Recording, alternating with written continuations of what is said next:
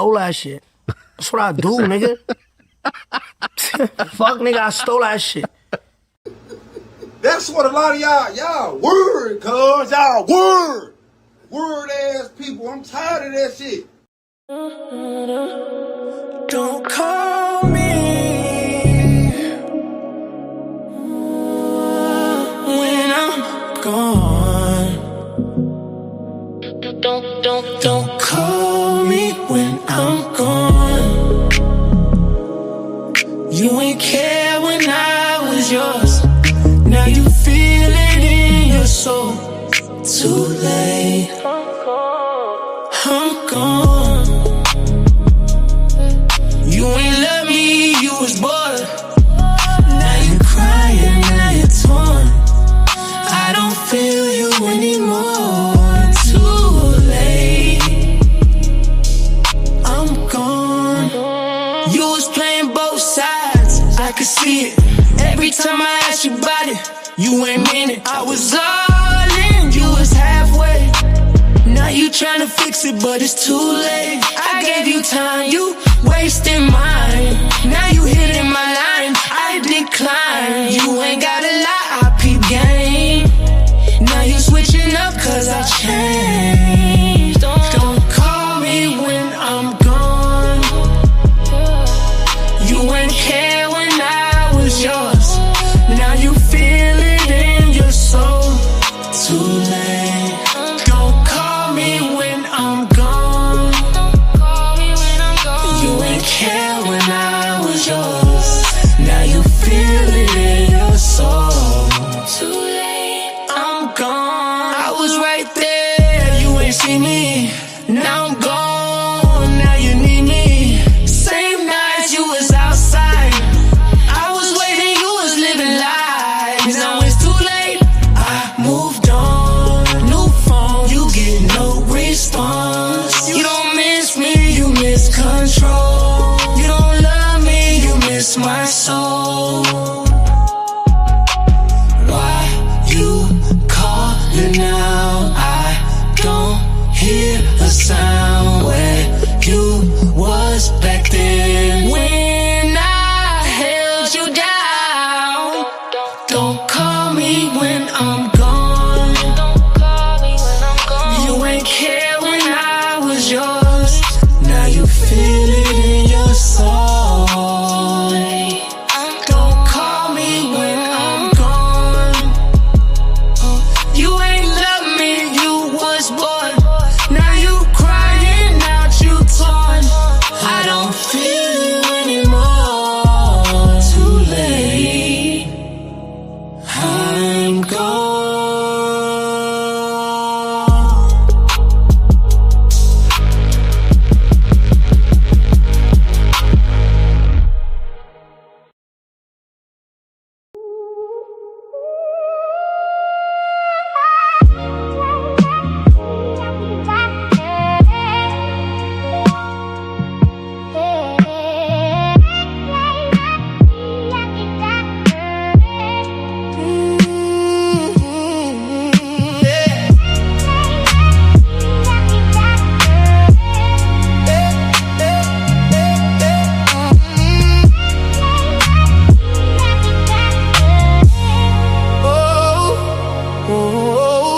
Red flags. We ignored everyone. You kept lying.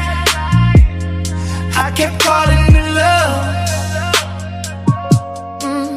Red flags. Still we couldn't let go.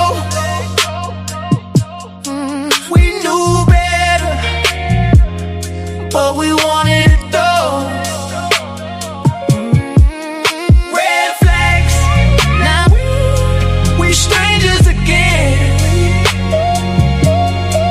We keep breaking.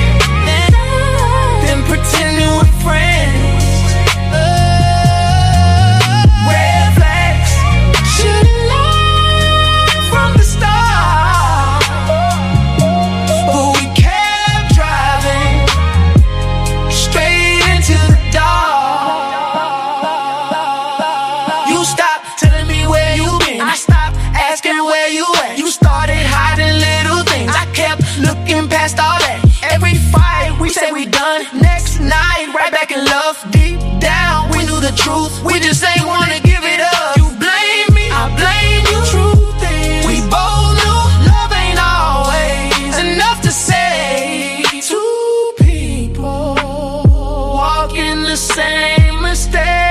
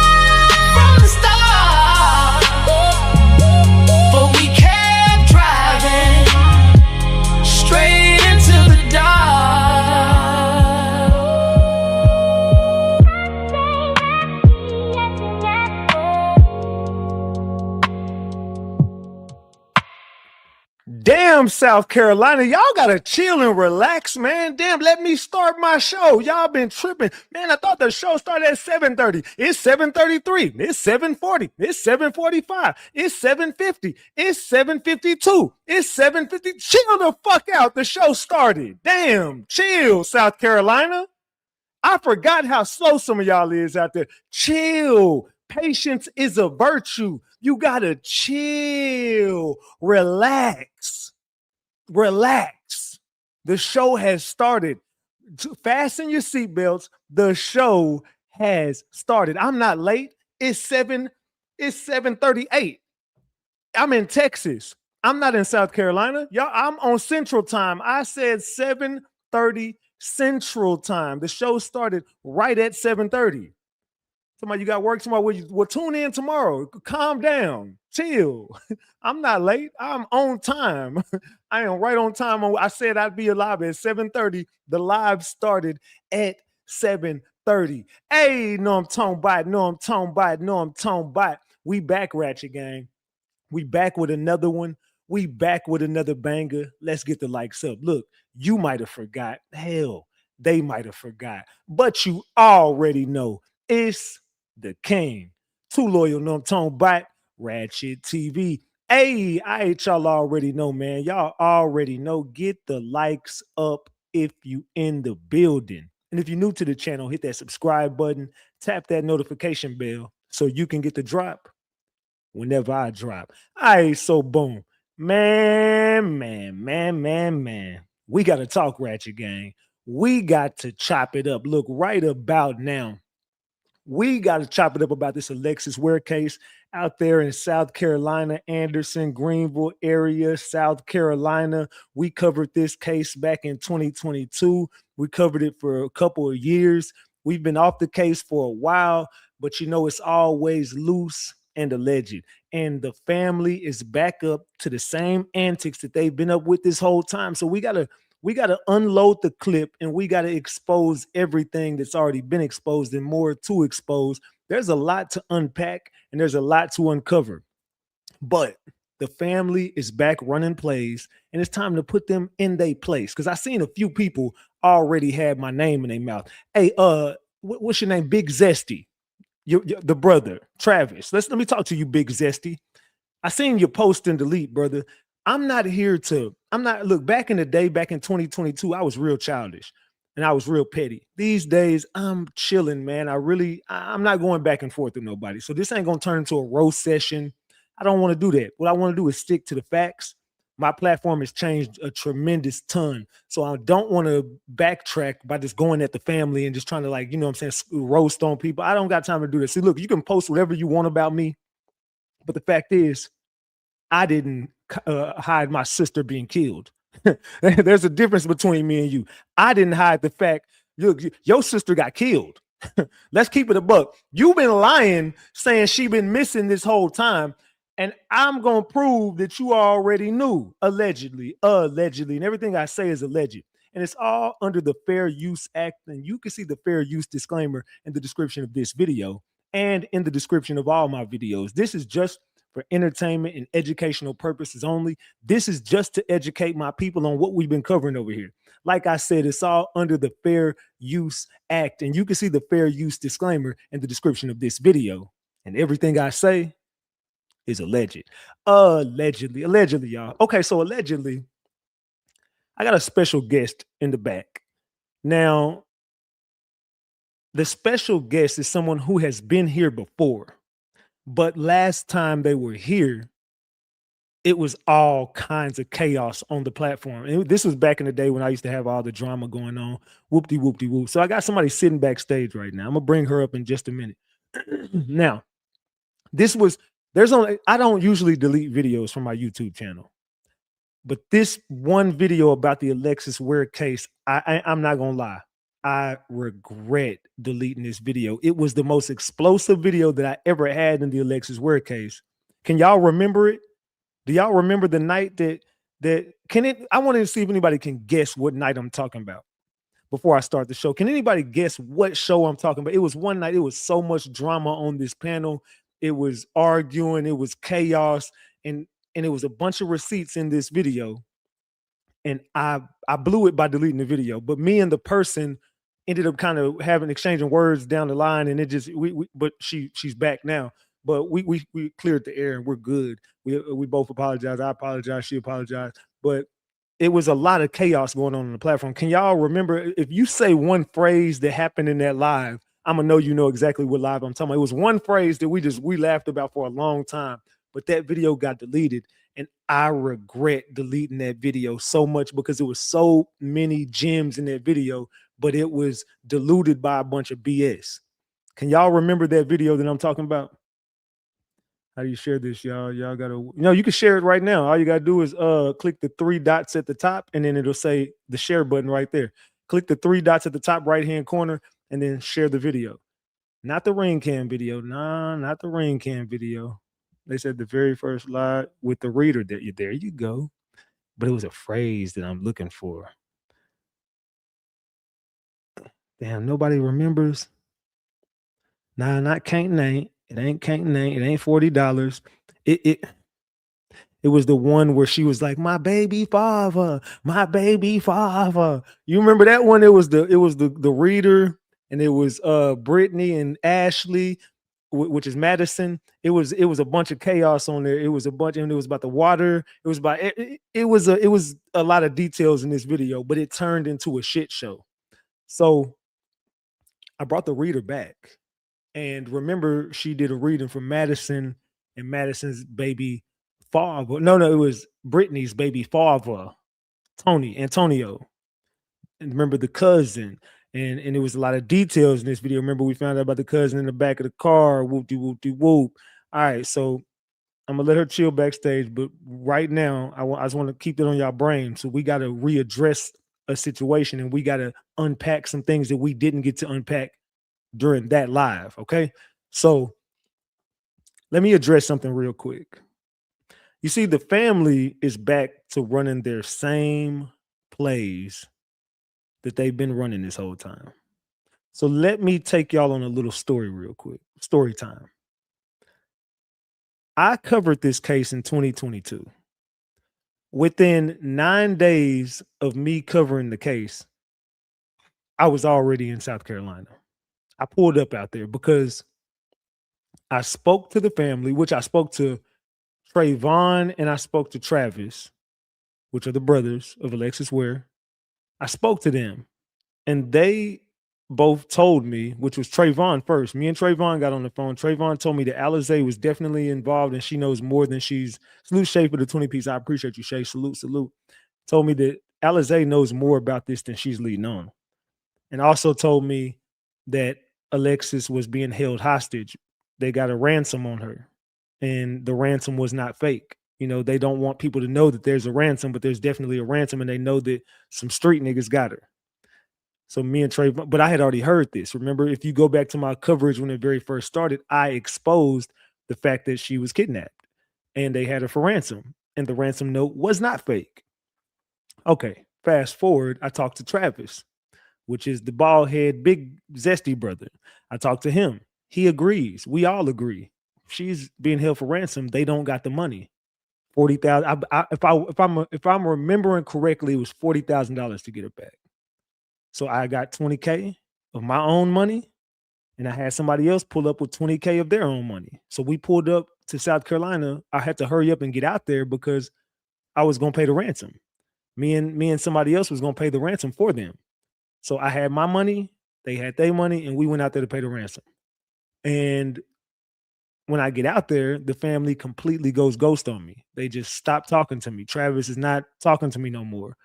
I was there for a week. I had to make my trip 2 weeks because I was like, damn, I've been out here a week, and I'm searching. I'm doing the searches. I'm going and doing a bunch of talking to people. I'm doing interviews. But everybody's there except for the family. I'm wondering like why they haven't called me yet. I'm blowing them up. They're not talking to me. And then the next week that I was there, I talked to Travis. Travis says, okay, I'm going to connect you with the mother. The mother's still on BS. So I end up linking up with Tracy Fant. I link up with Tracy Fant, and that's how I got the ring cam footage. So once I got the ring cam footage, I talked to the family and let them know. This is way before I got into it with anybody. I wasn't even into it with the family at this point. So I get the ring cam footage. Matter of fact, let me get that loaded up for y'all. Give me a second. I get the ring cam footage. I talk to the people, the family, let them know, look, I got the ring cam footage. You know what I'm saying? Let's link up. This ring cam footage is not the same thing y'all been telling me, but we got to talk about this. The family is still on BS. They're not linking up with me. They don't want nothing to do with me. So I end up, about to leave or whatever. But then I exposed them the night before I left. I was letting everybody know about the ring cam. I'm gonna drop it when I get home, whatever. So I'm the one who got the ring cam footage. So for anybody who's wondering who is Ratchet TV, who is this dude? I'm the one who went to South Carolina, and I am the only one who ever dropped the ring cam footage. And y'all keep hitting my comment section saying, oh, well, why didn't you call the police? Why didn't you give your information to the police? Fam, if you think the police didn't have if y'all remember correctly, the police was calling my phone. They were getting information from me. So don't ever think that I just hide information from the police. If you know Ratchet TV, you know that's not even my stilo. You know that's not how I get down. So the police definitely got the information. The police hid the ring cam footage from the public. To this day, they still haven't dropped it. I mean, have y'all ever seen that ring cam footage on anybody's on any news station in South Carolina? Has anybody ever dropped the ring cam footage as far as police? Have they ever showed y'all the ring cam footage? Or did I drop it and give it to y'all? I don't think the police have ever dropped that footage. If I'm remembering correctly, they've never dropped the footage. So let's keep it a buck. I went out there and I did more work than the police. So don't hit my platform up saying, oh, why are you hiding information from the police? I've done more than the police. The police was calling my phone. I can't remember the lead detective's name. He was calling my damn phone on live, asking me, oh, man, can you give me? And matter of fact, he hit me up about this show we did about the reader. He contacted me about the reader and Brittany. You know what I'm saying? He contacted me about that episode as well. He hit me up a few times, but that's one of the episodes that he actually hit me on. So we about to bring her up in just a second so we can go over a few things that we got to go through. But let me finish story time. So I'm about to leave South Carolina, and I let everybody know, fuck the family. You know what I'm saying? They're on bullshit. I've been here for 2 weeks. I've been here at this time. I had been there 13 days. I spent thousands of dollars of my own money to come out there. I spent thousands of dollars of my own money to stay out there, to eat, to live out there for 2 weeks. And I still have to pay bills back home.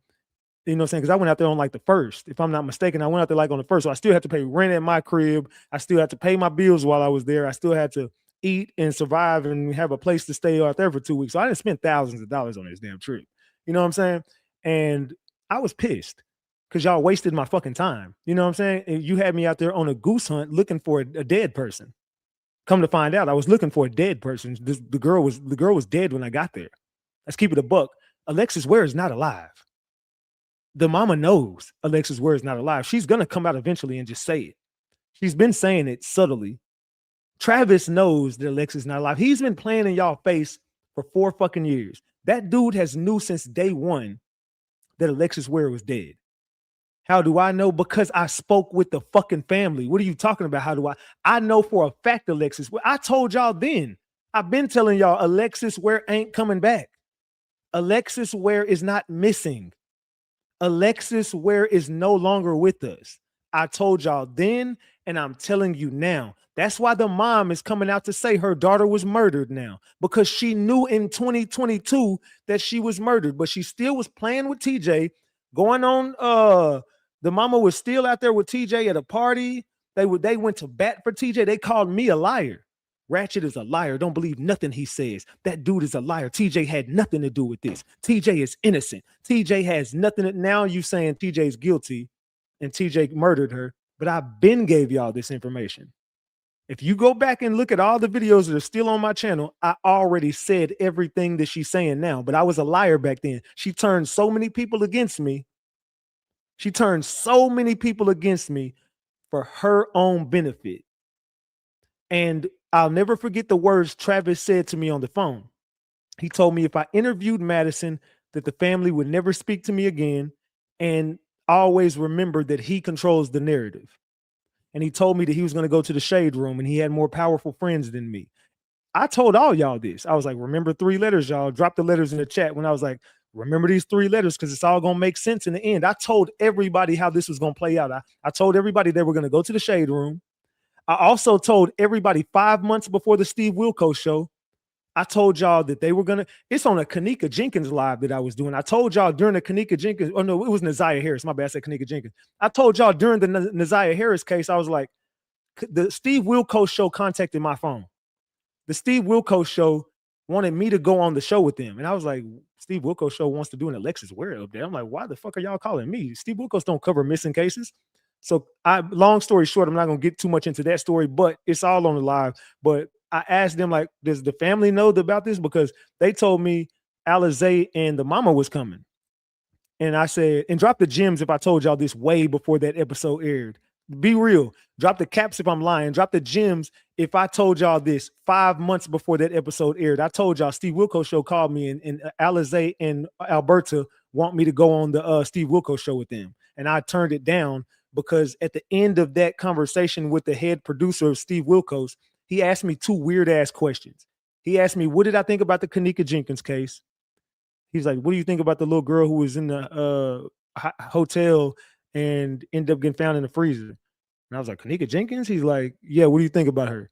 And I was like, the higher ups killed her. She was set up. And then he's like, oh, okay. Well, what do you think about the little boy who's rolled up into a mat? I'm like, what, Kendrick Johnson? And he's like, yeah. And I'm like, now we kind of got weirded out. I'm like, same thing, set up. And he's like, same thing, huh?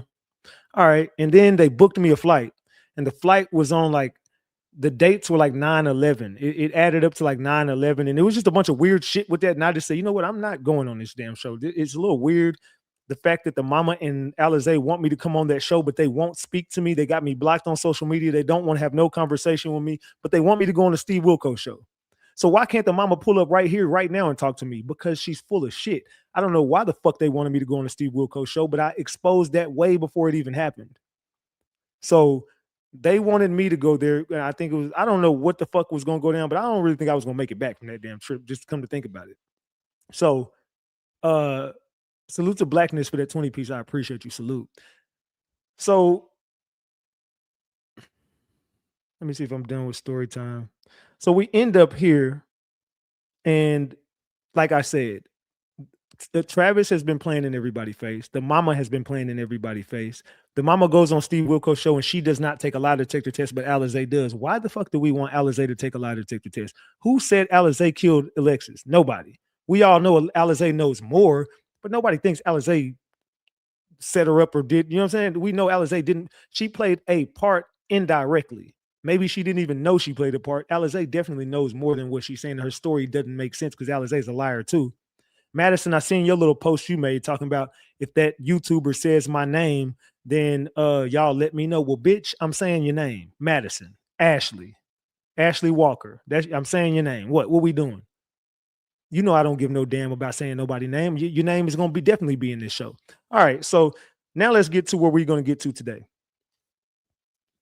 The mama and the family, not only just the mama, all of them know Alexis Ware is dead. Contact them right now and ask them, is Alexis Ware still alive? Anybody who knows them, contact them and say, is Alexis Ware still alive? Are you still searching for her? Is Alexis Ware still missing? The only person that's saying Alexis Ware is missing is Travis for his own benefit, so he can go on reality shows and pretend like he has a missing sister. No, your sister is not here with us anymore. Let's keep it a buck.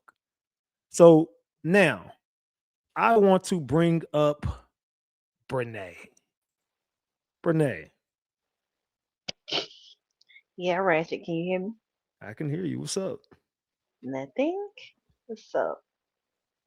Okay, I had to get all that out before I started the show. What? I was getting all. I had to let that out the bag before we got up here and did what we had to do. I know.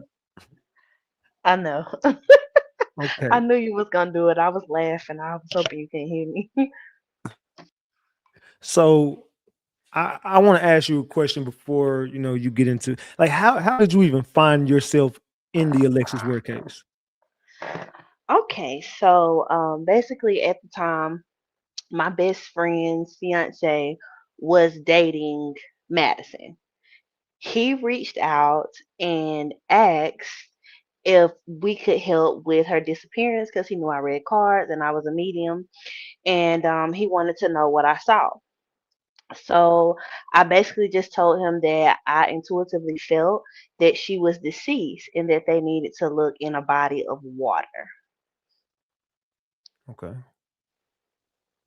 keep going. Oh, you want me to keep telling the rest? Yeah. Okay, so after I told him that, he said that they were out searching for her, and this was like February the 3rd. I think she had went missing like on the 30th, and he said that they were out looking for her, and he said that he would tell Madison, right? So on February 4th, TJ's cousin reaches out to me and says that he hears that I did a reading about Alexis, and he wanted to know what I seen because they were in desperate need of finding Alexis. Now, mind y'all, I didn't tell anybody this but Madison. Well, the guy that's in relation to Madison. Those are the only people that I told. Nobody else knew that I did that reading or I even said that. So I directed him into the realm of another reader, and told him that I would not be reading it for him or reading locally because it was very eerie. Again, it was a scary situation. I didn't want to be in it, and I felt like I didn't know what they had bad intentions. It did not feel good at all. So after I told him that, about 30 or 40 minutes later, Madison goes on this tangent, calling me a fraud, saying I'm doing lying readings on Alexis for no reason. I mean, just going crazy. So I end up inboxing her and asking her like, why are you doing that? If you want me to help you find your friend, we know that the guy reached out to us for you to help you. So why are you upset? And she was like, why would you say that she's dead? The family's mad that you said that. Now, mind you, I never talked to the family. They don't even know who I am or what I said. This was only communicated amongst three people. And she's saying the family's mad and this, that, and the third. But she was the one who brought attention to what I said in the reading. Hmm. And this is Madison, Mm-hmm. Brittany, and Antonio. Yes. And Antonio is friends with TJ. No, No? they're not friends. Mm-mm. They're not friends. So who is Antonio to TJ? Nothing? Nothing. He was just Madison's boyfriend at the time. And I Oh, don't think they were really boyfriend and girlfriend. I think they was like friends with benefits. okay, so you end up doing the reading for them. I ended up doing the reading for him, but basically for her. I don't really care for Madison in that way, but I did it because he asked me to. And what was in this reading? So basically, in the reading, the only thing that I told them was that she was dead and in a body of water. But in the reading, I've never told it before. And like I told you the other day, I would tell it here what I seen that happened to her. So, in the reading that I did, what I seen that happened to her is that she was set up, and she was set up by someone that she knew. I seen that she was held for a few days before she was unalived, and I seen that she was cut up. I went on to, and I think I said this because I seen somebody in the comments say this, and I said it on the show the last time I was on there, that I told them that it would be 5 years before she was found, and that her body parts would be in different places. But I do feel like majority of it is in a body of water, particularly Lake Hartwell. And did you give that information of Lake Hartwell to anybody? No, I just gave it to them. I just told them and thinking that, this is Madison's friend. And I was under the impression this was Madison's best friend because, that's what she was saying in the beginning. You know what I'm saying? So that's what I thought. So I felt like me giving that information to her would help her help the family.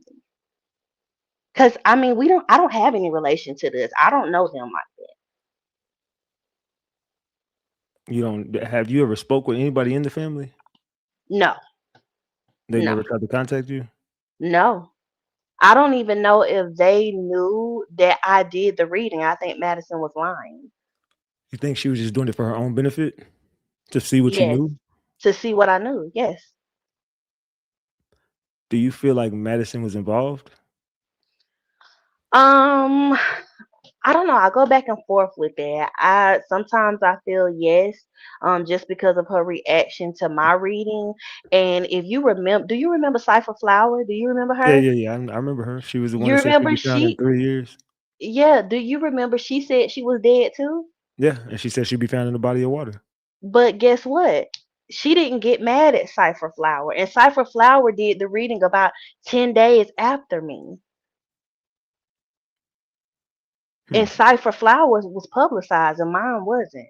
Nobody knew that I said that, but us three people. So you never even went live about this. You never did a story about No, it. I've never did a live or story. I see some of my people in the comments. They'll tell you I would always decline to talk about the Alexis Ware case because I explained to them that it was too close to my home and that I would not be discussing it on my platform. Okay. Now you ended up doing the reading and you ended up coming on my platform with Brittany. hmm And after that reading, you ran into somebody, right?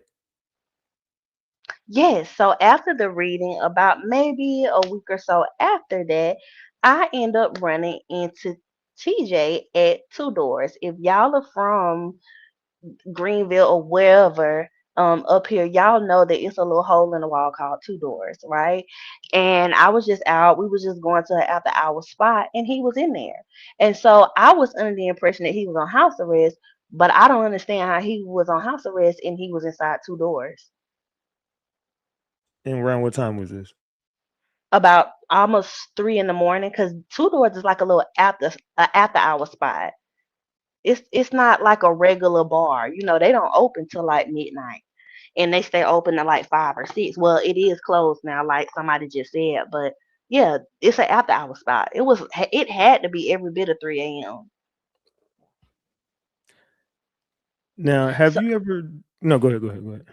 so I was gonna say that's why when Alexis' mom posted the screenshots, I was like, I gotta ask Ratchet, do he want to revisit this? Because the cousin, I believe that I know a lot of people said that the text messages look fake, but the cousin reached out to me. You know what I'm saying? And if you don't know somebody, why would you care about what I said? And he told me in his message that they had went to another reader. So why would you just be going to different readers? You feel me? Like trying to ask them to do a reading for you. I felt like I was the closest thing to accurate, and I felt like they were trying to get more out of me because again, I didn't say much more than that. Okay, so let's look at what the mama actually posted. She says, "This evening, I will be making some time to address some concerning issues involving my daughter's case. I'm sick of these clout chasing mother effers posting about my child. I have had a damn enough. And I sharing information on the fact that I know TJ Patterson set her up to come to Anderson and murdered my child." Now she posted that on Facebook Hmm. to now say that her daughter was murdered by TJ. I gave Yeah. this information in 2022 that TJ did it. His people did it. She was set up by the Omerta boys. I put all them boys out there, and TJ's crew, which was Omerta, murdered Alexis. I know that. The Omerta boys are who kidnapped her. The twins is who drove her car. The twins from what was that? Damn, what was the apartment, y'all? That her car was in? It was some apartments. Yeah, her car went into some apartments. They got it on camera. Somebody in the chat refreshed me on what the name of those apartments was, because the twins stayed in those apartments. The twins is who drove her car from them apartments to McCormick, where her car was found. The What was the apartments name was of in the? Greenville and Anderson. I want to say Anderson. Oh, Belton oh, Woods. There you go. Belton Woods. There you go. Belton Woods. The Belton Woods apartments is where her car went. But the thing is, Alberta hired a private investigator on this case, right? The private investigator ends up getting into it with them. And then the private investigator, you know who the first person she contacted was? Me. Another person who had a lot of information in the beginning. And I'm saying all this to make a point, y'all, because a lot of people have put dirt on my name. Does anybody know Tori in South Carolina? Very popular person out there, Tori. do she read? No, she's not a reader, but she's somebody who was covering this case. She wasn't covering it like publicly. She was covering it on Facebook and had a group on Facebook. Her name was Yeah, Tori. she reads. She light skin, right? Oh yeah, real light skin, That's yellow the brown. reader I was telling you about. Oh, okay. Well, I didn't know she Yep, read. Okay, yep. I didn't know That's she who I read. was telling you about. Okay, so the mom connected with Yep, she make Tori. cake too. Yeah, she makes cakes. So if Yep. anybody knows Tori, drop the gems if y'all know Tori. Drop the eyeballs if y'all don't. But Mhm. Tori had a group on Facebook, and she had the biggest Alexis Ware group on Facebook. Mhm. And the mama was like a moderator over there at first. So her and the mom was cool at first until she found out the mama was full of shit.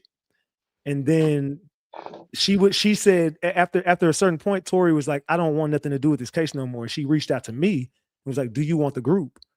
And she's like, "Because I don't want to give it to the mom, and the mom is begging me for the group, but I just don't want to put it in her hands. So like, I just want to give it to somebody that I trust." So she Yeah. gave the group to me, and Tori washed her hands with it and it was done. Tracy Fant got into it with the family. Tracy Fant had the information. Tracy says, "I'm done with the family. Ratchet, I want to meet you and give you the information because I trust you." She gave me the ring cam footage, gave me all the information that she had, and walked off the case. They hired a private investigator. The private investigator, same thing, said, "I'm done with this, mom, and I'm done with the family. I reached out to you because I've been watching your platform and you're the only person I trust with this information." So everybody came to me. Everybody came to me and gave me everything. So when I got the coordinates of her Google account, she was a private investigator and she got into Alexis Ware's Google account. And I've already proved this. The lives are still on my channel. Y'all know I'm not lying about this. I got Alexis Ware's last known location. And what was it, chat? Does anybody in the chat remember what Alexis Ware's real last known location was? It was not the 7-Eleven. I'll tell you that right now. She didn't go to that 7-Eleven. I believe that was Madison at that 7-Eleven. Where was her last known location? I told you earlier, so you know I know. Yeah. But I do too. I agree with you about the 7-Eleven. I definitely agree. there you go. Grill marks. Remember I told you that earlier? Yeah, and I told Ratchet Grill Marks was located in the mall, so there's so many like cameras that could have caught her coming out, leaving out, who she left out with. It's literally cameras in the red light right there. Grill Marks is in Haywood Mall, right at the front of the mall. What it used to be, it's Konnichiwa now. So that's where she was at with the older gentleman with the bald head. The Grill Marks staff said they did see her up there. She was at Grill Marks. This was at 7:45. At 7:45 on that day that she allegedly went missing, that's the day she was at Grill Marks with an older gentleman with a bald head. We got a Oh, bunch of information out of her phone, and everything the mama said, she was lying, but she was hiding it from the public, and she didn't want the private investigator to say any of this shit. And then that's how we knew that the mama was stealing her phone, because the mama was still going through her Facebook and still deleting shit, and like she was unfriending people, blocking people. And we was like, how the fuck is all this going on? Is Alexis Ware still alive? That's when everybody was like, damn, is Alexis alive? Is Alexis alive? But it was the mama fucking with her accounts and shit. And that's how the private investigator gave me all that information, because the private investigator got into Alexis Ware's phone, and she got into her Google account. And that's how she got all of her pings. And her phone was pinging and pinging and pinging. And at the Grill Marks, it stopped pinging at 7:45. So the mama's been lying. So now that the mama's coming out to say her daughter was murdered, I'm like, lady, you're guilty, because you know more. All right. So see, let's get Ratchet, somebody else said the same thing I asked you. They wonder if she's still alive. no, she's not. Unfortunately, Alexis Ware has been dead from the very beginning. So then we get to this. Let's go here. Let me read this off to y'all. It says, I ain't told no lie. TJ wasn't expecting us to collaborate and put these conversations together. Everything in text conversations took place days before Alexis's disappearance. This ain't no hearsay. Everything is in black and white. No lying on nobody. Pay attention to the message exchange between him and Kayla. If his concerns were genuine and not fake, why he didn't say something like, Kayla, please tell her to call me. I'm concerned about her. If he's innocent, why he never said anything about these conversations? If he's so innocent, why create lies on other innocent people? If he's so innocent, why when he jumped on social media, he didn't say anything about any of these conversations? He's the one who said Alexis was coming back here or following him back to his parents' house? Question mark. And as for taking her daughter out to the car too, that's because he set her up, knew what was about to happen to her, and his evil ass saved her daughter. All he did was create a diversion and let it play out on social media like a circus. We all know 95% of the time it's always the person who saw you last. Think about it. If it's just about seeing his son, why she had to go to Anderson? Why couldn't go to Greenville? TJ had a 9 p.m. curfew to go to visit with his son. He wasn't expecting her to tell us that she heard him repeatedly asking for Lex to bring his son to Anderson, even though Lex said that she was tired. She had no plans to leave out after just getting home. The need to get her daughter ready for school, the fact that she had no gas to come to Anderson. TJ told Lex if she bring her son to Anderson, he would put gas in her car. So then I'm paying attention to why she had, and let me get to the next one. Hold on. Give me a second. Let me get to the next one. Man. This shit is. All right, give me a second. Let me get to the next one. My fault, y'all. All right, there it goes. Boom. Man. Let's see where I was at. After just getting home, the need to get her daughter ready for school and the fact that she had no gas to come to Anderson. TJ told Lex if she bring his son to Anderson, he would put gas in her car. So then I'm paying attention to why she had to go on E. Why she had to risk getting stranded on the side of the road with 2 children in the car. If it was just about seeing his son, why he didn't just cash app her or chime. That's because the setup was in Anderson. He used his son as an excuse to get her to Anderson. He had to get her to Anderson. TJ himself said that Anderson has a low percentage rate of solving missing person cases. Anderson County has these conversations, and the lead detective didn't view them as red flags. They have this information and ignored it. At the very beginning, that ninja jumped on social media and slandered my name, talking about Lex as if she didn't spend her money on his trifling mother effing ass. By the time she secured a bond for him, she was broke, and I loaned her the money to bond his ungrateful ass out. He never paid her back. He used her. Let's put this on the table. Why wouldn't he attempt to claim his son on his tax return immediately after her disappearance? Well, I mean, excuse me, why would he attempt to claim his son on his tax return immediately after her disappearance, unless he already knew that she wasn't coming back? Tax season had just begun. Her daughter said that when her mom told TJ that was moving to Atlanta, TJ's response was, "If you try to leave town with my son, he was going to hurt her." This was on the 26th of January, 2022, the day after she was approved to break her lease. All right, so let's keep that in mind. Keep all this in mind before I drop the bomb on y'all. Just keep all this in mind, what she's saying. Give me a second. Give me a second. Hold on, let me pull up the next one. All right, hold on. Let me get over here on this one. All right. And it says, "You tried to leave town with my son. He was going to hurt her." This is on the 26th of January, 2022, the day after she was approved to break her lease and relocate to Atlanta. Now, I will share the text conversations leading up to Alexis's disappearance. Pay attention to his response on the 2nd of February after he met where Alexis and missing. And why is he pretending to not have my phone number after sending this S on the 7th of January, 2022? I listened to him beg Lex on the 29th of January, 2022. He knew she was here when he talked to her on the phone. So why is he asking for my number when he could have easily asked Lex to put on the phone?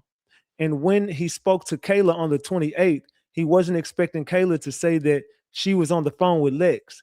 As you can see, he didn't have a response as waiting for me to respond. He never called or texted me. And if that was true, why is he asking for my number on the 29th? Only for him to have no problem with calling me on the day she went missing at 7:30 that evening. All this was TJ attempting to be concerned about Lex. And why call me at 7:30 unless he already knew something was going to happen to her that night? TJ set all this in motion. That's why he wanted Lex to come to Anderson so bad. TJ lied when he said he didn't know that she was coming to Anderson until she got there and called him saying she was about to run out of gas. Lex was laying in bed taking a nap, which that's what she said last time I spoke to her. Her daughter said TJ kept calling until she finally answered his call.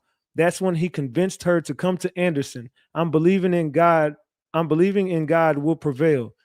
Alexis will get the justice she deserves. Justice for Lex. Lex life mattered.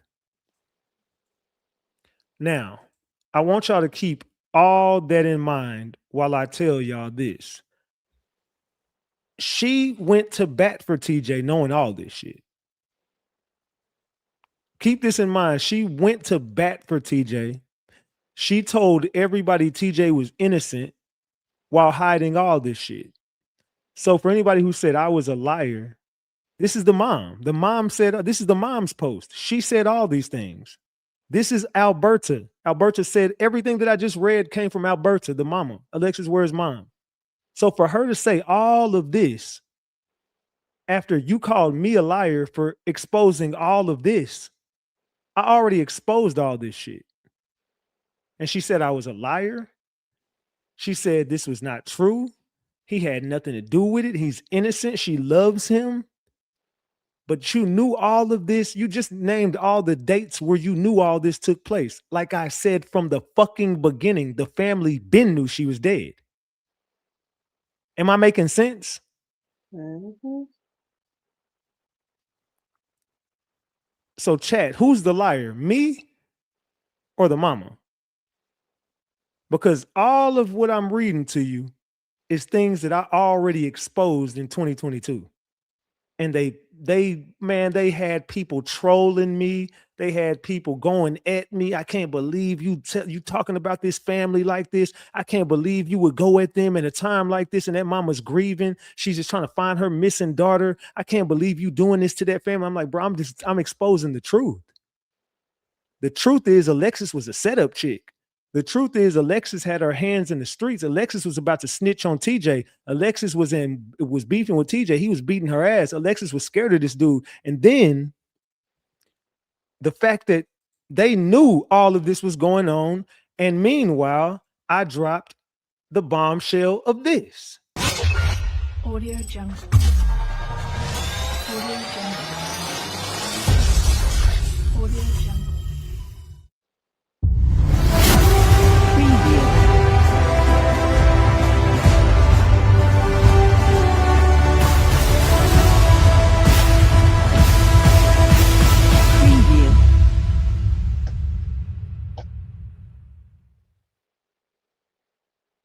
Let's go.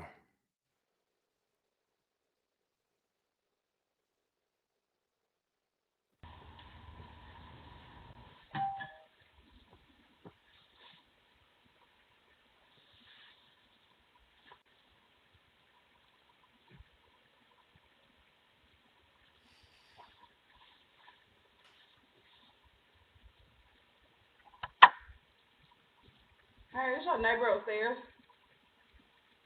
What's up? I was letting you know that I ain't gonna lie, I do like root work and shit like that, but good and bad. I already broke what I needed to do. Why are you moving? I just gotta get away.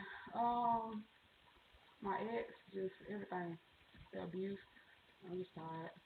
And the only way I know I can get away from him, like, You leaving the state? yes, I got to. Mm. I got to. That's the only way I'm gonna get away from him. Because I don't know I can read him. I can look in your eyes. I can read you. He didn't realize I've been reading him the whole time. I've been reading. Talking about the guy that was here. Yeah. Oh. Clients, like, you live your life miserable. Trying all the time, trying to please this man, and it's like you really can. You're just trying too hard. So I planned my time, and I said when it was gonna happen, and she announced that she was pregnant, and a month later she was posting this. I ain't even go look. I just knew when it was gonna happen, and I didn't even have to go confirm her status or nothing.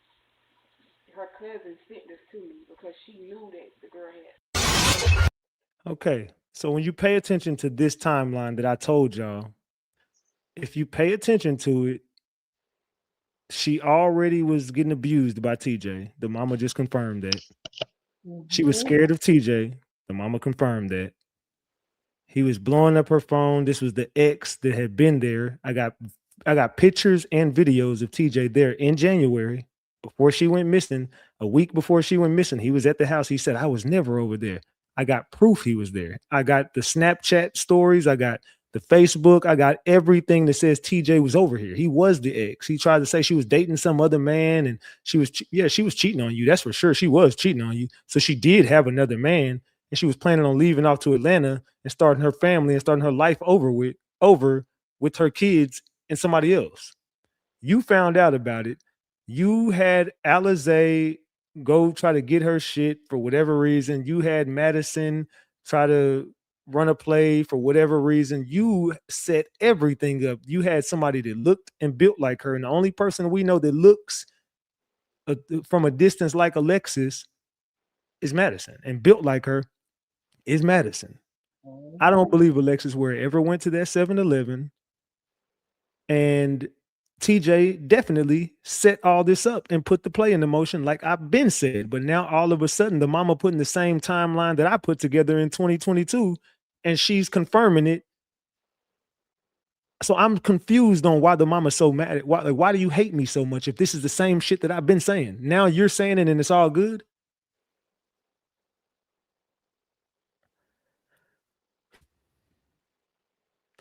How is Madison acting when you did that reading. Like she was mad. And it's crazy. I didn't understand it. For a person that would be grieving their friend or, wanting to find their friend, I would be taking whatever help somebody's offering, especially if they're not meaning no harm. And me and her relationship is not the best. And I normally would cuss her out. And I wasn't even cursing her out. I was just like, I'm sorry. I understand what you're going through because I had just had a friend be murdered about maybe 8 months prior to that. So I felt really bad for her. I thought this was really her friend. And she was erratic. I mean, calling me back to back, like truly harassing me, all because of something that I said in private. So then, And I wanted to tell you this last time, but because she wanted to come up here and argue, that's why I told you I was like, I don't really want nobody talking about but us because I just feel like what I came to tell you and try to help the family with at the time was overshadowed, and I feel like that was done on purpose. And I see a lot of people saying that there's a lot of root work involved in this, and it is. That's why the case feels so dark to everybody. That's why the case is looming in everybody's mind because magic draws people to it, whether it's meant for them or not. the mom posts some messages from TJ to Kayla. It says, "Hey, what's up, Kayla? Wanted to know, have you talked to Lex?" And this is January 28th at 10:01 a.m. "Hey, what's up, Kayla? Wanted to know, have you talked to Lex? I haven't heard from her in a week. I'm worried about her and my son.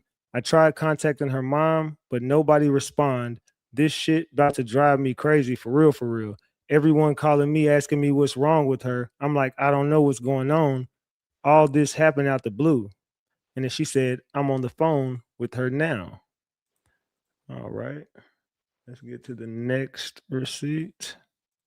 Oops, no, I don't need the videos. I need the audio. I mean the images. So did you get what that screenshot was for with the That would. Caleb?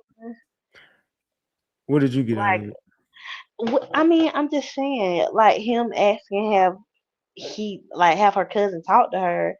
It's probably because she was avoiding him. So I mean, was she trying to show that he had a pattern of harassing her, or because I didn't get what that one meant. Now the other ones, yes, but I don't know. But this one I didn't understand. I feel like he was building up an alibi. Oh, okay. So he says, "Okay, bet. What's Lex mama number? I don't know. I call her on Facebook. I just called you though.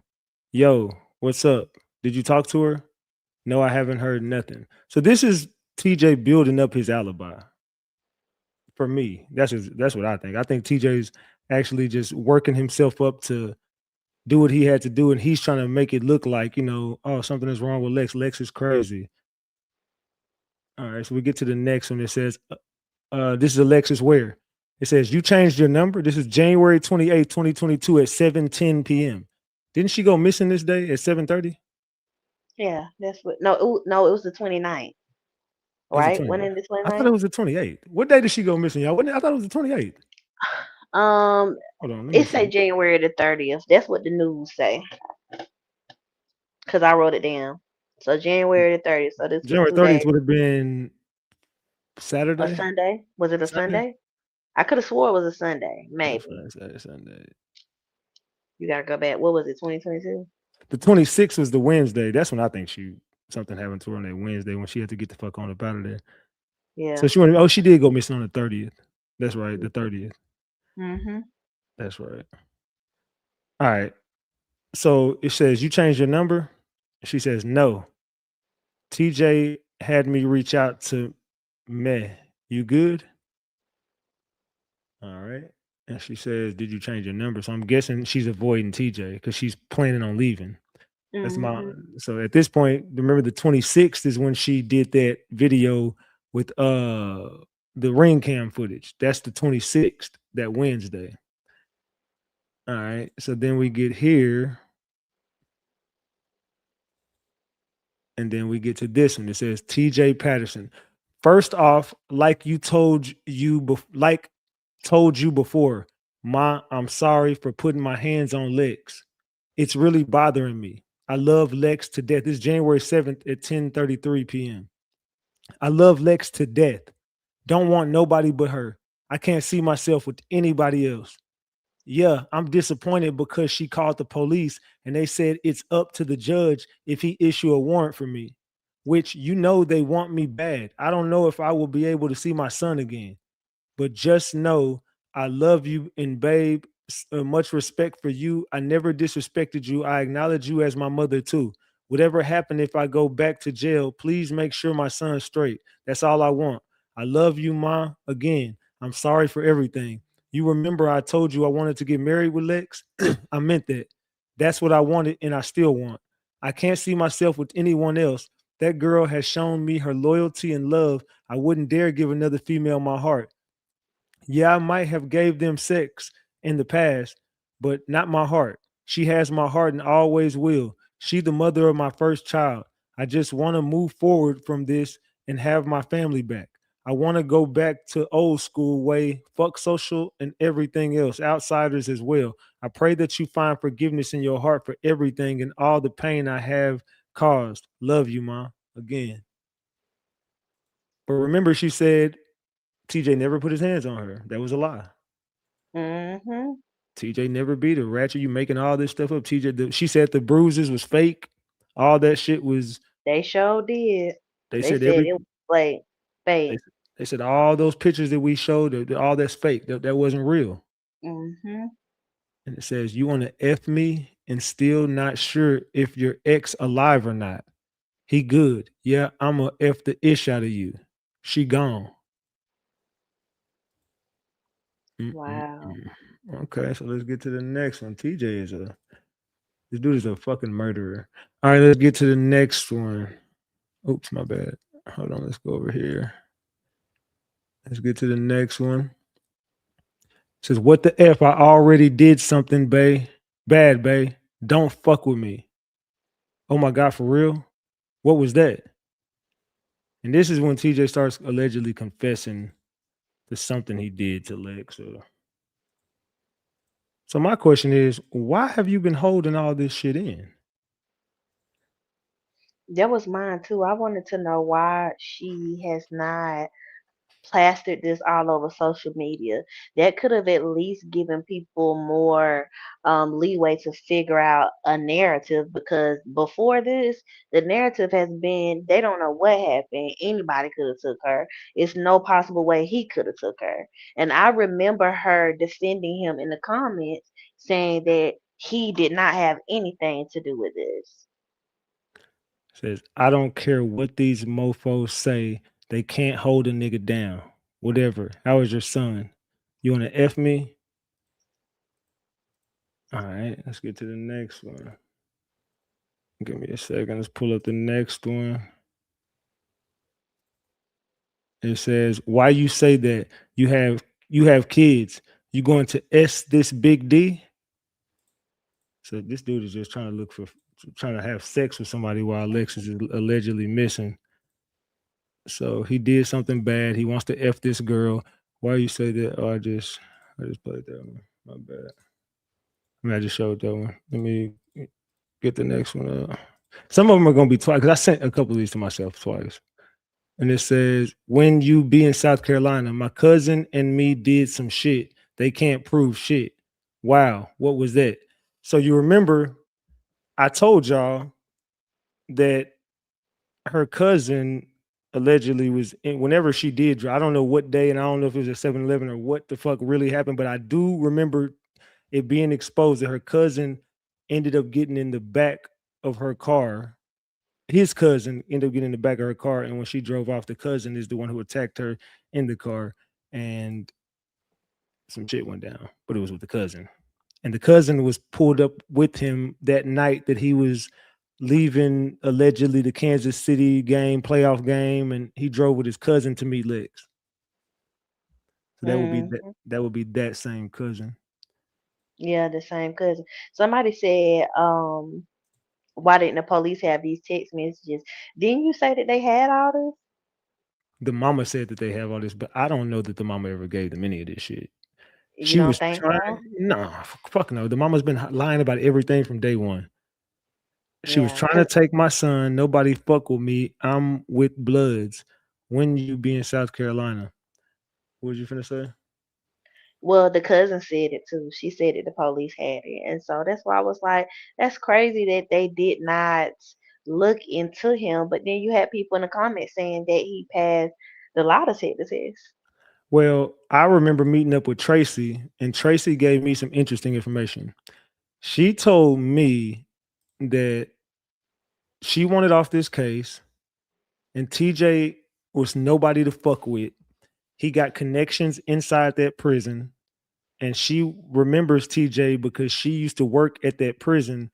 And anybody who knows this information about her can drop gems in the chat. Did because I mean, this is what she told me. She said she had like some program or something that she worked inside the prisons. Chat. Did she ever work inside prisons before? I don't know Tracy Fant like that, but I know that when I met with her, we met for lunch and she was giving me a lot of gems and information. She told me TJ had access to people in the prison system and he knows police COs, he knows a lot of people. And she said that when she used to go to the prison, when she did some program or some shit, that she saw TJ and he was a blood. This is what she's like. He's a known blood. He's a gang member and he is very powerful inside that prison system. He knows a lot of people. And she said, like, he's nobody to fuck with, and I don't want nothing to do with this shit no more, Ratchet. Like, you can't have my name in any of this shit. She was like, I'm gonna give you some shit, I'm gonna give you some information, but I don't want my name on any of this shit because TJ's dangerous. And when I was out there in South Carolina, I did a search for Alexis Ware. And as I was leaving the search, I got this on camera. It's on my Instagram. The same car that he had, the same exact model, the same car pulls up right next to my car and follows me. Well, I wasn't driving. Somebody else was driving. But once we left the search, they followed us and they was on like the freeway. We ended up, you know what I'm saying, doing a little bit of whoop and got the fuck away from them. But I showed everybody. If y'all remember me, that video on my Instagram, drop the gems in the chat, drop the caps if I'm lying. If you remember, it was a red Charger. Yeah, a red Charger. It pulls up right next to me. And I pull my camera out and I film it. It's the same fucking car. Is no difference in the car from TJ's to this. But before I leave, there's these girls, right? I'm at the search and there's this white girl and this black girl. They come to the search real late. And then they're like, it gets real weird at this point because while we're at the search, the girls tell me, they're like, everybody knew we were meeting at this one spot. I can't remember what campground we met on, but everybody knew, it was like the ritual shit, the 666 stuff was all Yep, out where there. It y'all was found that crazy shit at. Yes. okay, so we was on live and we see all this ritualistic shit, right? And it's starting to get dark. The sun's going down, but the girls pull up right at the very end while we're leaving. And there was this white girl named KK, and I can't remember the black girl's name. It was one of her homegirls. But then they pull up and then we're searching, and then they're like, "We should go over to that house."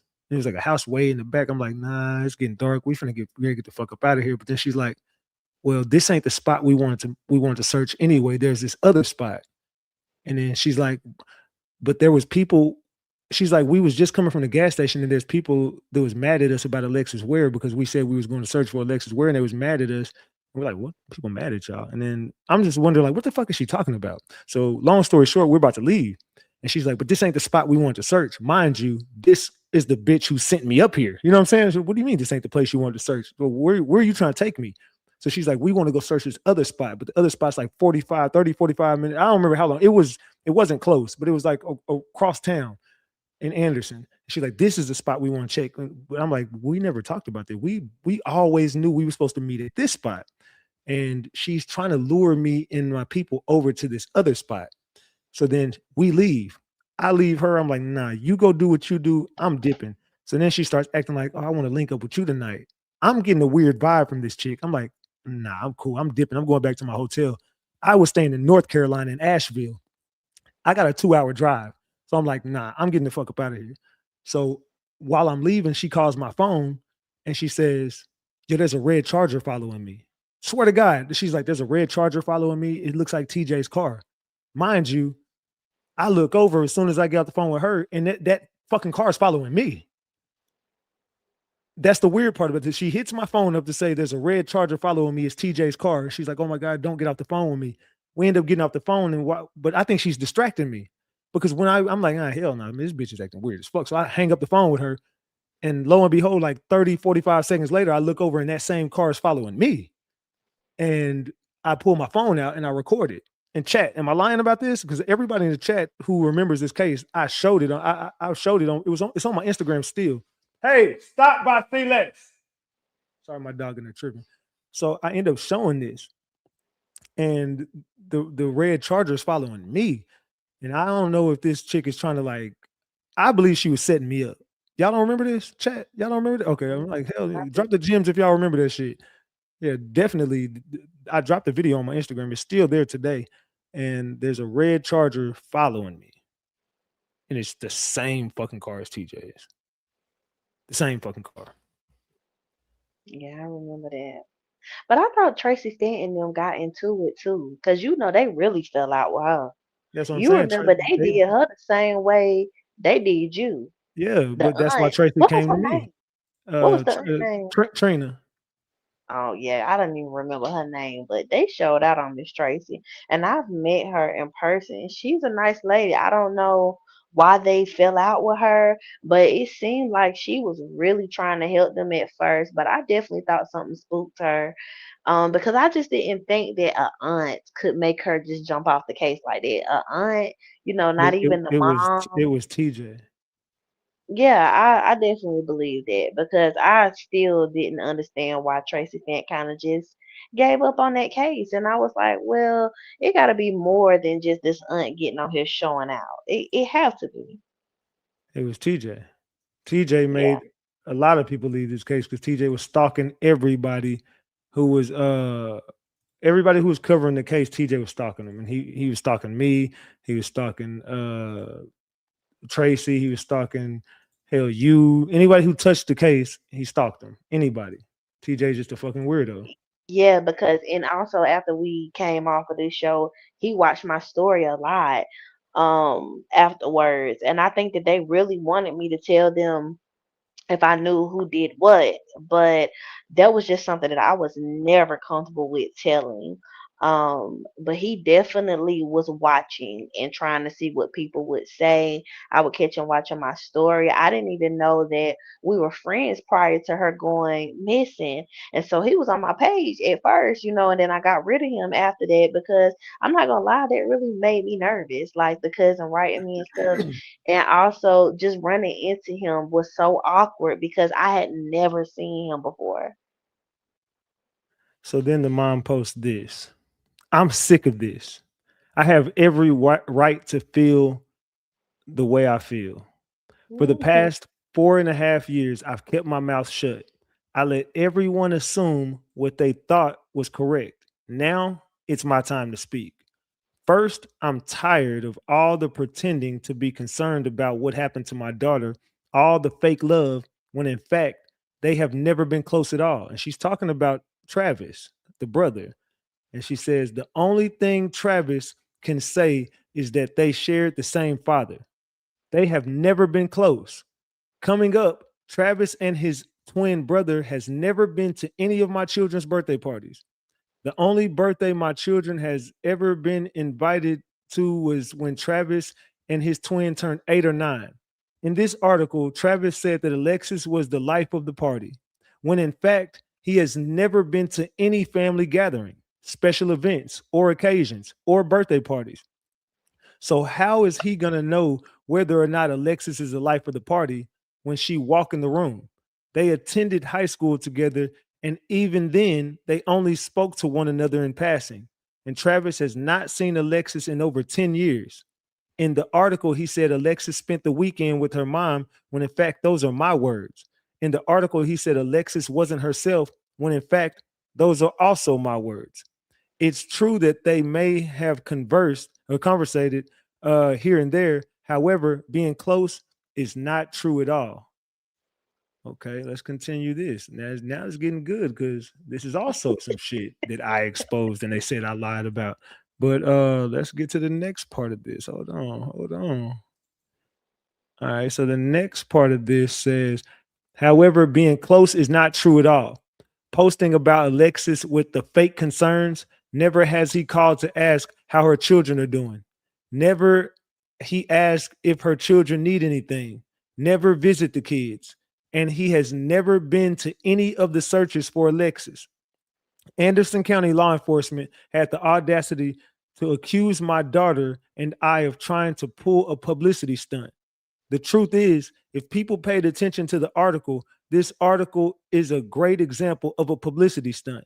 This is all about gaining popularity in the industry. And I said that because that's what he does. Travis knowing the Braxtons and meeting Kamala Harris has anything to do with the Lexus case, period. So no one can be confused. I will attach the article. So isn't that every fucking thing that I said already? I told y'all that he was not close with Alexis. And I also told y'all that he was using this case to gain media attention because he wanted to be a reality star. And he was using Alexis Ware's disappearance to cloud up in the industry.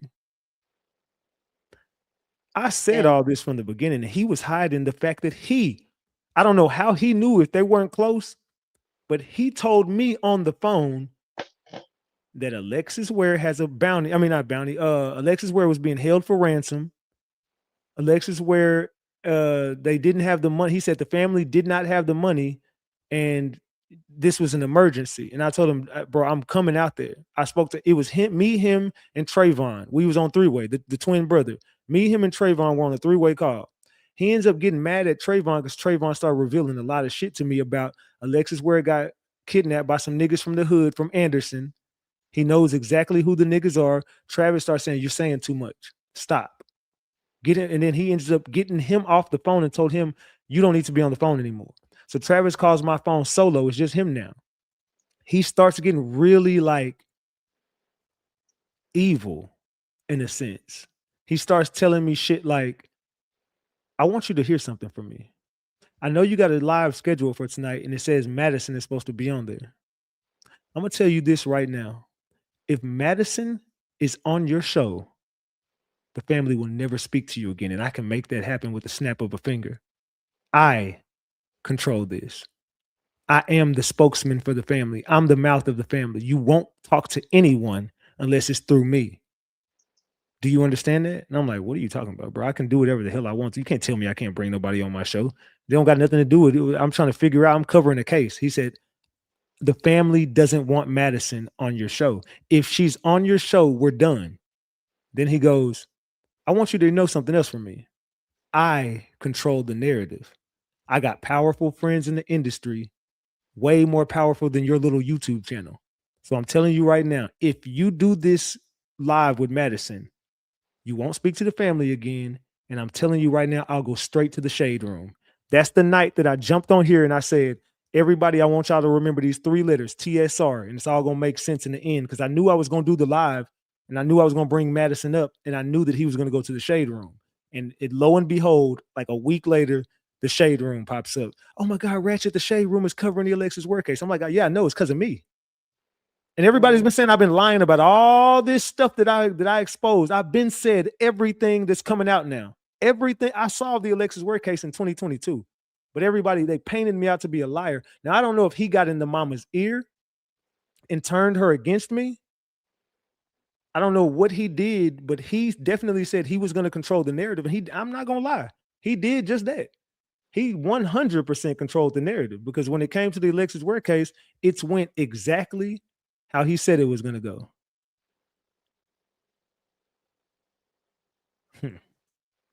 And that's crazy. That's crazy that he even feel like that. Do you got his response to Alberta's post? I think I do got it in my phone. It says allegedly the daughter telling people she's seen her mama. What?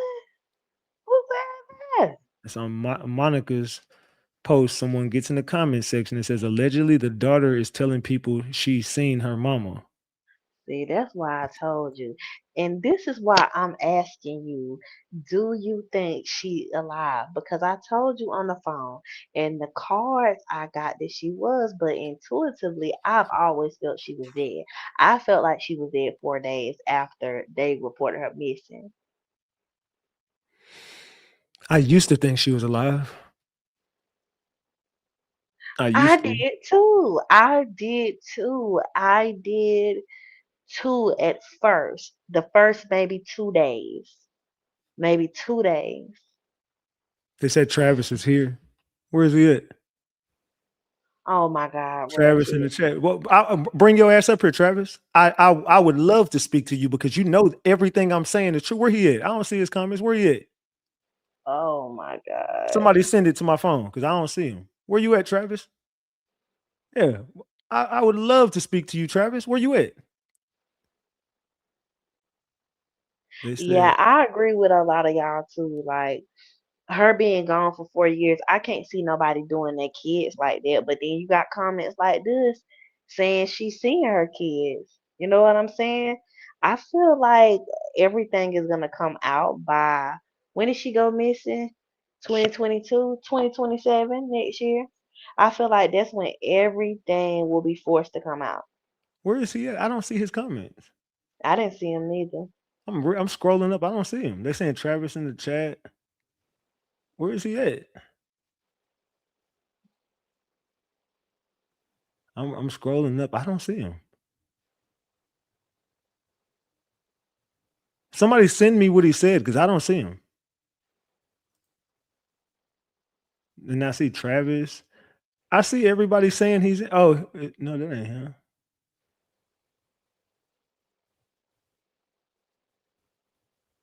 Salute, Sun Kiss. What's up? Yeah, they troll. They gotta be trolling because I didn't No, see. nah, that it's even some of my moderators said it. Oh. I just need somebody to send it to me. Whatever he said, send it to me. Mods, was he in here, Mods? They said they trolling. Oh, okay. Maybe they trolling.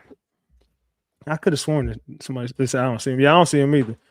All right. Well, I'm pretty sure he's watching. But he most definitely everything he can't deny it. He can't deny it. He knows he said the shit. He knows for a fact that those are the same things that he told me. So even if he was in the chat, there's nothing he could say. He wouldn't speak to me because he knows I'm telling the truth. All right, so let's go to this one. Let's go to this one. Oh, let me get that off the screen. It says, from what I'm hearing, allegedly, that's why she with the ish because the little girl done said it to one too many people, and now the mama trying to get ahead of it. Said the mama downplaying what the baby say by saying she's referring to a dream. See, people told me I went too far when I went live and cussed the whole family out. But I told y'all then they had some shit to see, they had some shit with them. See, now the truth is starting to come out. Everybody is starting to expose the mama now because we all know that Alberta, I'm sorry, Alberta, I ain't the same ratchet. I'm not gonna drag you. I'm not gonna disrespect you as far as like just I'm not the same ratchet no more. I grew up a lot. So for some of the shit that I said to you back then, I can say I apologize because my mama raised me better than that. And I ain't gonna drag you and I ain't gonna throw you through the mud. But 100% you're full of shit. Alberto, you're a liar. I'm only apologizing because I grew up a lot. You know what I'm saying? But as for Alexis, you failed your daughter, and you know for a fact the things that I said were not lies. I never lied on Alexis Ware. I kept it 100. I told the truth about everything that I knew. I told the truth about everything that y'all said, and I told the truth about everything that I found out. I exposed it all to y'all. Matter of fact, I was coming to the family first. I'm not sure what Travis referred back to you, but when I was in South Carolina, I told him about the ring cam footage. I told him about the things that I found out down there. I told him about the ransom money. I told him I was coming down there with the money. This is all things that Travis was holding. I don't know what he shared with her or what he did not share with her. But when he told me that they needed $40,000 for the ransom money, 100% I got on the plane with the money and came down there. And anybody in the chat know I got it. Hey, that ain't no lie. You know I got it. So I definitely went out there with the fucking money. And he told me that the mama would meet up with me and he was going to coordinate the meeting. I kept saying, where's the mom? Why she won't respond to me? What's going on? No, you can't talk to her directly. You have to go through her through me. And I never connected with the mama while I was down there. I could only talk to him. So it got real weird. And that's the truth. Mhm. Hold on. So yeah, I don't know. I don't know. I'm really confused about Travis and what really. I don't know if he had. I don't think that he had nothing to do. I don't know. But then again, I just don't know about him. That dude is. He just strikes me as a very very weird person. He is weird. Why do he keep going in on you? Because Why? I'm telling the truth on him. I've done nothing but tell the truth. I've done nothing but share everything that I know about the Alexis Ware case to everybody in the world, and I'm the reason why Alexis Ware case blew up the way it did. Yeah, I think you brought a lot of light to it. And I also feel like, a lot of people probably wouldn't have shared it if it wasn't for your lives and the explosive shows that you was putting on, even though it made a circus of her missing. And okay, I'm getting a little feedback in the back about what I'm saying. Don't get it confused. The reading field states that she's dead, right? But the human in me is wondering why all of this is happening. It doesn't knock intuition or what I intuitively feel, but I'm still a human. You get what I'm saying? So my question about whether she could possibly be hiding out, which I don't feel that way. But my question is, I'm being devil's advocate saying, well, what if that's why they've been full of shit and been running people off? Is because this is a big hoax at this point. What is the reason why? But with Alberta's latest outbreak, I definitely feel like it solidifies what I felt intuitively. And Alexis because witchcraft is involved Ale- heavily, it Alexis makes it. Alexis didn't know what let me explain something. Alexis Mhm. did not know how to do witchcraft. She fucked with it, but she didn't know what she was doing. TJ is the real one who knew the witchcraft. Whoever was doing that shit in the woods knew what the fuck they was doing. When you went out there in those woods, that sacrifice and the way they had it set up, they knew what they was doing. And that spell that they did from the way that it was set up looked like a domination, confusion, and death spell. Because you TJ have to sacrifice certain things and set it up a certain way. They want to dominate people's thoughts and then take over their mind and kill them. So that's pretty much what, yes, well, and the doll that was out there, who died in this situation? Alexis. No, no, no, no. After Alexis. Who died after that? I don't know. Chat, who died after Alexis? Let's see if everybody's caught up. Chat, who died after Alexis? Somebody died. 100%. And it was the master of the witchcraft. There, Oh, yeah, you told me his mama died. there you go. His dad and his mom. Yeah. Both of his What? The parents died. dad too? Yeah. Both of his parents died. Yeah, and I will tell you guys, when you are practicing dark magic and you're in the dark arts like this, especially doing death spells, it always comes back on you. And it normally comes in the form of how you killed somebody else. So, who died first? Did the mom die first? I believe the mom died first. Yeah, see, it always comes back in the form and it multiplies by two. So it will end up being two people from you if you kill somebody. That's why a lot of people that do witchcraft don't dabble in the dark arts like that because of the backfiring that comes with it. They said the sister went to jail, the mama died, the daddy died. Mhm. I'm And telling you. the sister was in that live video he did. The mama was in the live video he did. But it all came back on them because they were the ones that tried to do the spell to get him out to not go to jail, and they did the spell to get rid of Lex, and they did the spell to reverse what she did to him because she put roots on him. Alexis put roots on TJ. TJ's mom reversed the roots and put him back on Lex, and ultimately that's how she died allegedly. And then the mama died, and then the daddy died. Then the sister went to jail. That is insane. That is insane. I didn't know that. But yeah, so he was deep in root work. Deep. in root work. And TJ he was what definitely they would killed call somebody. a warlock. Yeah. Heavy. And I told, what did I tell you? When I seen him, y'all, people were walking around him. It wasn't like nobody bumping into him. He gave the energy of a very big warlock. He had on all white. Let me tell y'all something about warlocks and witches. A lot of them settle on white or black. When they wear white, a lot of times they want to come across as pure, but them probably the darkest people you will ever meet. When they wear black, that's for protection, and a lot of times they operate from a place of clarity. So always pay attention when you hear that people are a witch or a warlock, because what colors they wear matter. He wanted to come across as a pure person, but was very, very dark. I could tell he was a warlock. I got the fuck out of there. Yeah, the Yeah, witchcraft is very real, but very real. a lot of things That's that people don't realize about the Alexis Ware case is I said this from the beginning. This was some gangster shit mixed in with some dark magic. for real. And Ratchet, you had a lot of bad stuff happen to you afterwards.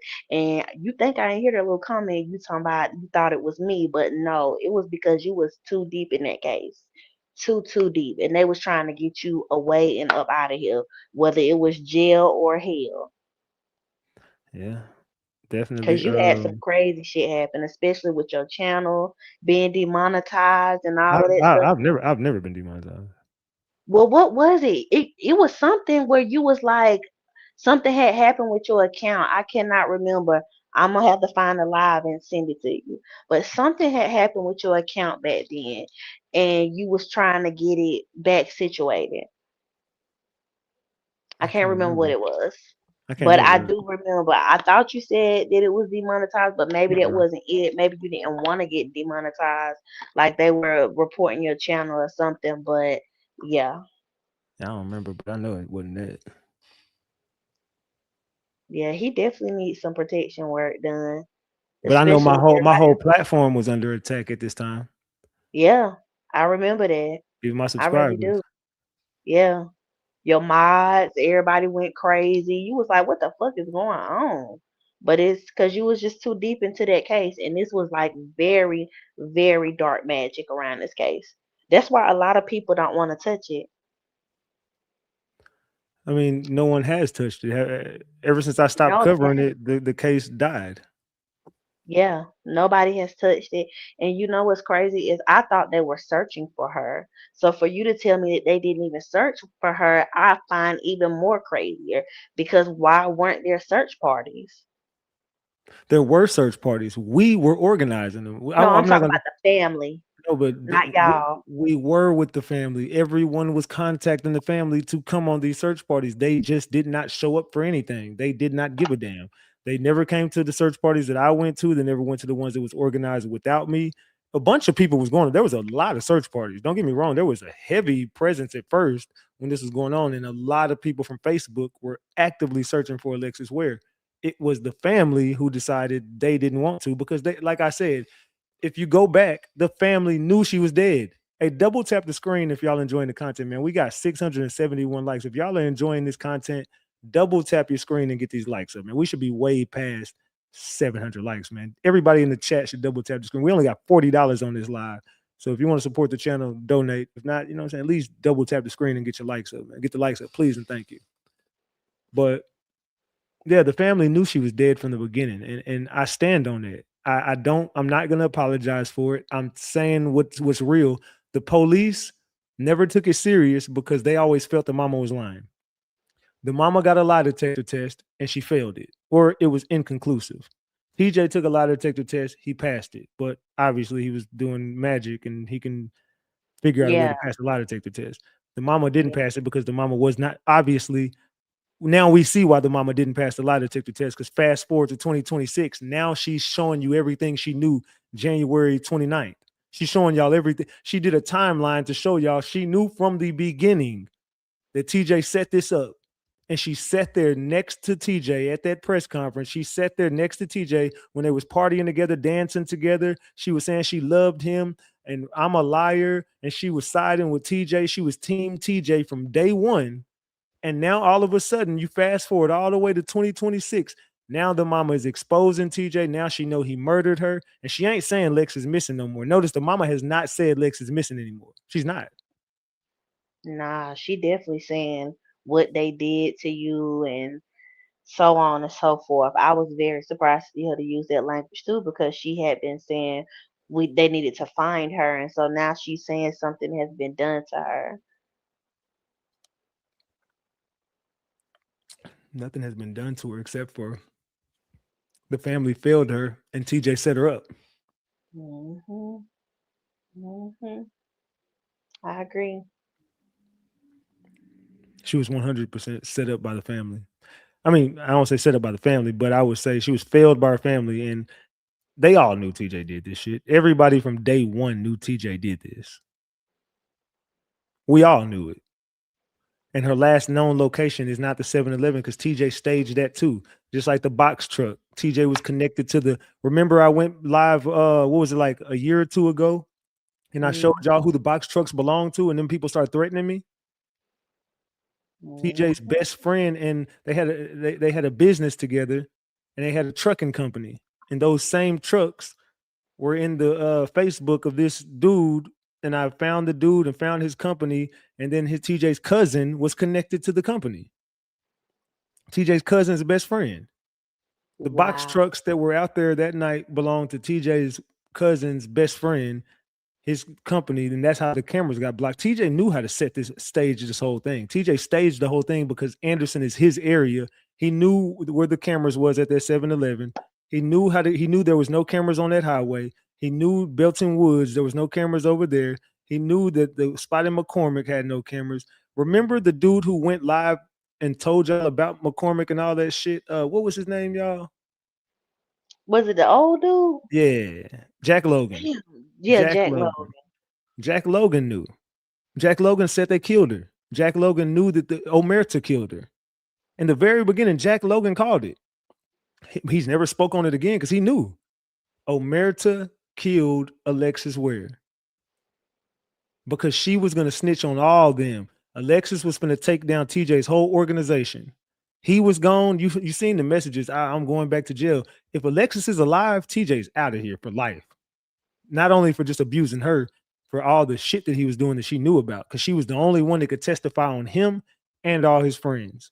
So TJ came up with the plan to get rid of Alexis Ware because she was going to take down everybody. Not just TJ. I got the messages. They said the messages I had were fake. I'm telling you, I got everything from Alexis's phone. The pictures, the text messages. I had text messages between her and TJ that said, "Bitch, I'm going to kill you." Those are fake. TJ never talked to her like that. What are you talking about? I had the messages that TJ threatened her. He was trying to link up with her. TJ told her that he was going to get rid of her. I had the messages from the phone that said TJ Patterson told Alexis where I'm going to get rid of you. I'm going to kill you. Straight up.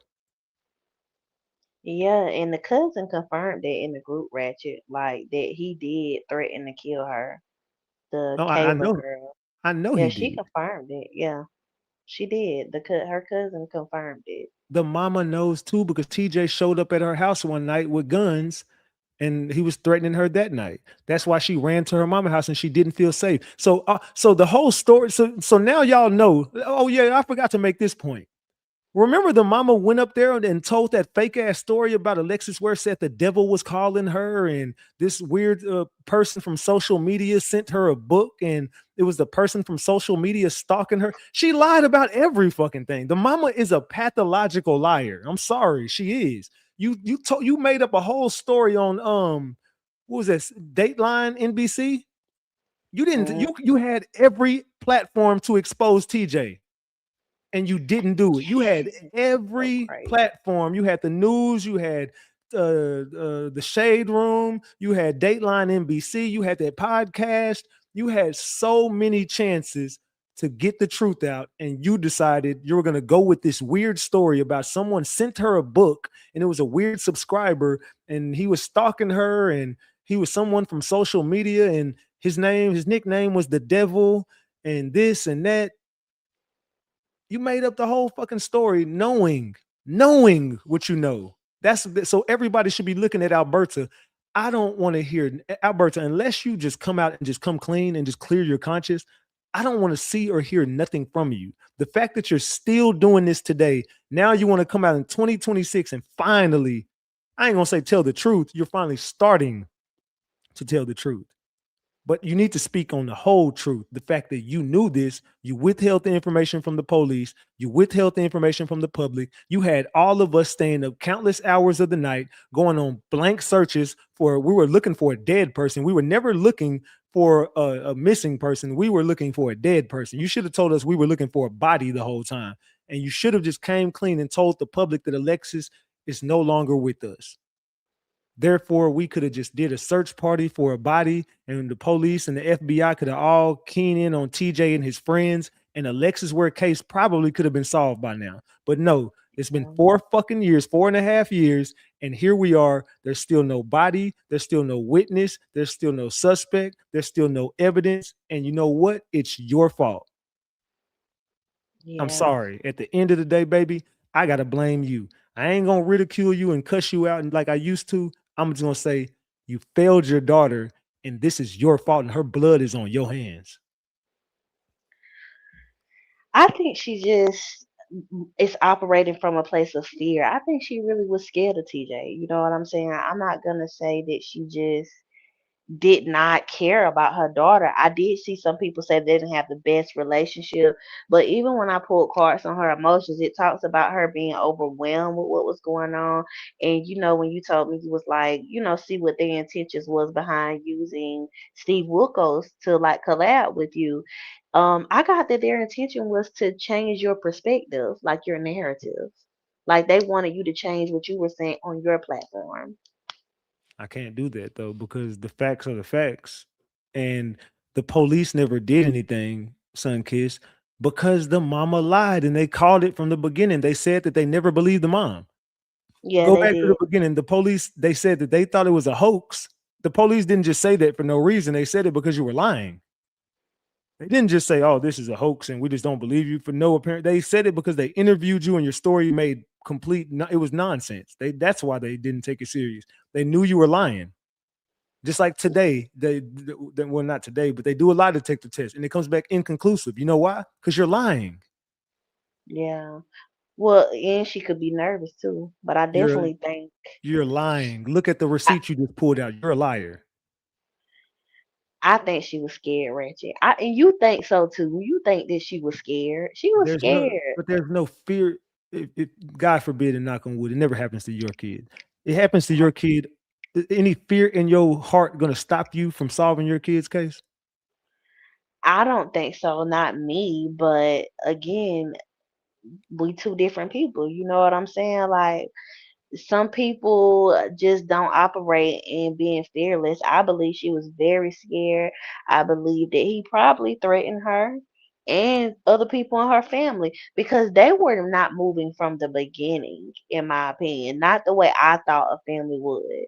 They were not moving, but when I pull cards on her, it shows that she's concerned. She's emotionally overwhelmed about her daughter not being alive. And it talks about her struggling with the aftermath of that. And it, like, even when I pulled cards as to why she did this the couple of days ago, it was like basically she was emotionally overwhelmed. It was emotionally charged. And I believe that it really is. I think that she's really struggling with the fact that she did drop the ball in a search for her daughter. So I think it kind of go both ways. I think she's just scared, but I also think that she knows that she could have did more. I mean, you had the case in your hands. You had it. All you had to Yeah. do is just tell the truth. You had the whole public right there with you. Everyone was holding your hand, and we all had your back in the beginning. Me, I turned once y'all did what y'all did to me when I spent thousands of dollars to come out there for a blank trip that y'all already knew it was what was up. You know what I'm saying? Like you think that you don't think I needed that money? You know what I'm saying? Yeah, I got bread, but you don't think that I could use thousands of dollars in my bank account still? I didn't have to go out there. I did that from the kindness of my heart because I was really concerned and I thought that the girl needed somebody and it was a rush and somebody had to go get this girl the ransom money. So I jumped on a fucking plane and left my house for 2 weeks to come out there to get ignored. And then once I get ready to get on the plane, you link up with one of my ops back in Texas and start calling me gay and doing all this other stuff, throwing mug shots up and bashing me on social media. I mean, what the fuck was that about? You know what I'm saying? This is somebody covering your daughter's case, and you completely turned your back on him and tried to bash him in the worst way and paint me out to be a monster. Yeah, The family it is is sick. sad. That's sick. And now you fast forward to 2026, and everything that I ever said is you're saying it now. And we're supposed to praise you now, and we're supposed to be like, oh no, the mom is finally. Oh, we feel no, I don't fucking feel sorry for you. You made me feel like shit too. The stuff that you said about me and the things y'all did about to me, y'all jump on other platforms that wasn't even covering your case, didn't give a fuck about your daughter. Like it just makes no sense. This family has moved backwards. Everyone who's came across this family to try to help them, they've slapped them in the fucking face. Whether it be me, whether it be Tracy Fant, whether it be the private investigator, whether it be Tory, whether it be whoever. And it was a lot of people from the comment section who they were turning on. It ain't just content creators and stuff. People from the comments were spending their money and remember the buttons and stuff they never got. People were spending money to get the little buttons they came out with. Nobody ever got the fucking buttons and the merch they were dropping. And like this family is just full of shit. You think they're gonna let the daughter talk? The daughter is the key to the case. If Yep, if the daughter speaks, the truth comes out. yep. If she gets to tell people exactly what happened that night and they stop holding her tongue, and I just believe that you might have to wait till she gets of age and can get on social media. But poor little girl, but I feel very bad for her. But the daughter is gonna be the probably the only way. If they let the daughter get up and speak and tell the truth and what she remembers from that night, which has been 4 years. I don't really know if she still remembers everything. I mean, how old is her daughter now? Well, she was 8 at the time, right? So she like what, 12, going on So 13? yeah, she like 12 going on 13. I think she was 8. How old was she? I can't remember. I think she was 9. 9 maybe? Yeah, I can't remember. But either way, she about 12 or 13 now. What you thinking when she about 16? I think Because I when she would got, think that she would have social media now. Hell, yeah, my I would cousin say girl 13 got or 14. yeah. But I don't think that she'll forget either. I agree with Shay. Shay Coy. She said she won't forget it. Something like that. I don't believe she'll ever forget. I really don't. And I definitely believe that she is the key to the case at this point. And I don't understand why they have not let her speak, even if it were to just speak to law enforcement, which maybe she has. And, that's something that comes out later. But, I don't know. I just can't see why they wouldn't allow her to speak, even back then. It's sad. I mean, that poor little girl has to remember this about her mom for the rest of her life. And TJ, he's gonna get out eventually. He got 13 years. I mean, I don't know when he's up for parole, but what you gotta do 50% of that. So in about 6.5 years, which he's been in there about 2. So in about 4 years from now, TJ probably will be home. Or if he gets paroled, I mean, maybe he comes home in 10 years. I don't know, but yeah, his release date is 2034, but still, he gets to come home. He gets Yeah. to come back home and be the monster that he was. And Alexis is gone forever. Alexis ain't coming back. TJ killed her. What do you mean? What did TJ do? He killed her. He got her killed. TJ is the reason why Alexis Ware is never gonna step foot on this earth again. Mm-mm. Alexis ain't here, bro. Like everybody can stop saying find Lex. You'll never find her, bro. Like you're wasting your time going to look for Lex. I don't believe in my mind. I mean, I ain't saying I'm right. I hope I'm not right. Hopefully she is out there somewhere. I just know what I know. And I've been telling y'all for a long time. I mean, it was a point where I did think she was alive, and I was still having hope too. But then the more I dug into the case, I finally realized, man, that girl's not here, bro. And this case, me covering it is just a waste of time because the family's not going to tell the truth. The truth coming out. Or if I they did a give it horse play. about I give it about 8 more months for things to start coming out because we will be on year 5. Year 5 is when things really start to be revealed. I think the mama's going to break. I think so too. I feel like we right at the rim at this point. And it felt very overwhelmingly guilty, like the post. Because, I mean, why tell social media at this point? You've been quiet this entire time. That to me was a cry for help, but also a, a emotion of guilt, of feeling like you really didn't do all you could have. Because to me, those text messages should have been everywhere for the last 2 years.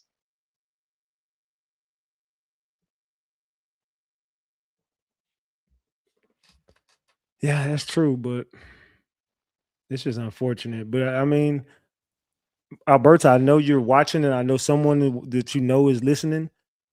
You got to tell the truth, man. I mean, that's the only way that you're gonna save your soul. To me, I ain't God, but I can't really tell you that. But cleanse your soul. You know what I'm saying? Like at some point, you're just gonna have to tell the truth. You know what I'm saying? We already think as bad of you as we're gonna think. We already know you're lying. We already know you know the truth. So why not just come out and just tell everybody exactly what's up? It's time. Like we're in year 4 now. We're going on 5 years. In February, January 30th next year. It's gonna be 5 years since your daughter was last seen on this earth. Stop listening to fucking Travis Ware. That dude is an opportunist. He's using Alexis Ware's disappearance to gain attention in the in the entertainment industry, and you're not gonna reap any of the benefits from that shit. He ain't helping the family out at all. He ain't putting Alexis kids on. He ain't putting the family on. He ain't sharing none of the wealth. Nobody else is doing good except for him. You know why? Because y'all let him control the shit. So why not go live and just expose his goofy ass too? You do the live that you said you was going to do, Alberta. You ain't got to come up to my platform. I don't think you ever would, and that's cool. But for yourself, go live and just tell it all.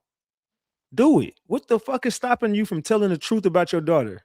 You still scared? Fuck that, man. It's time to. It's time. It's time, Alberta. It's time. You got to do it.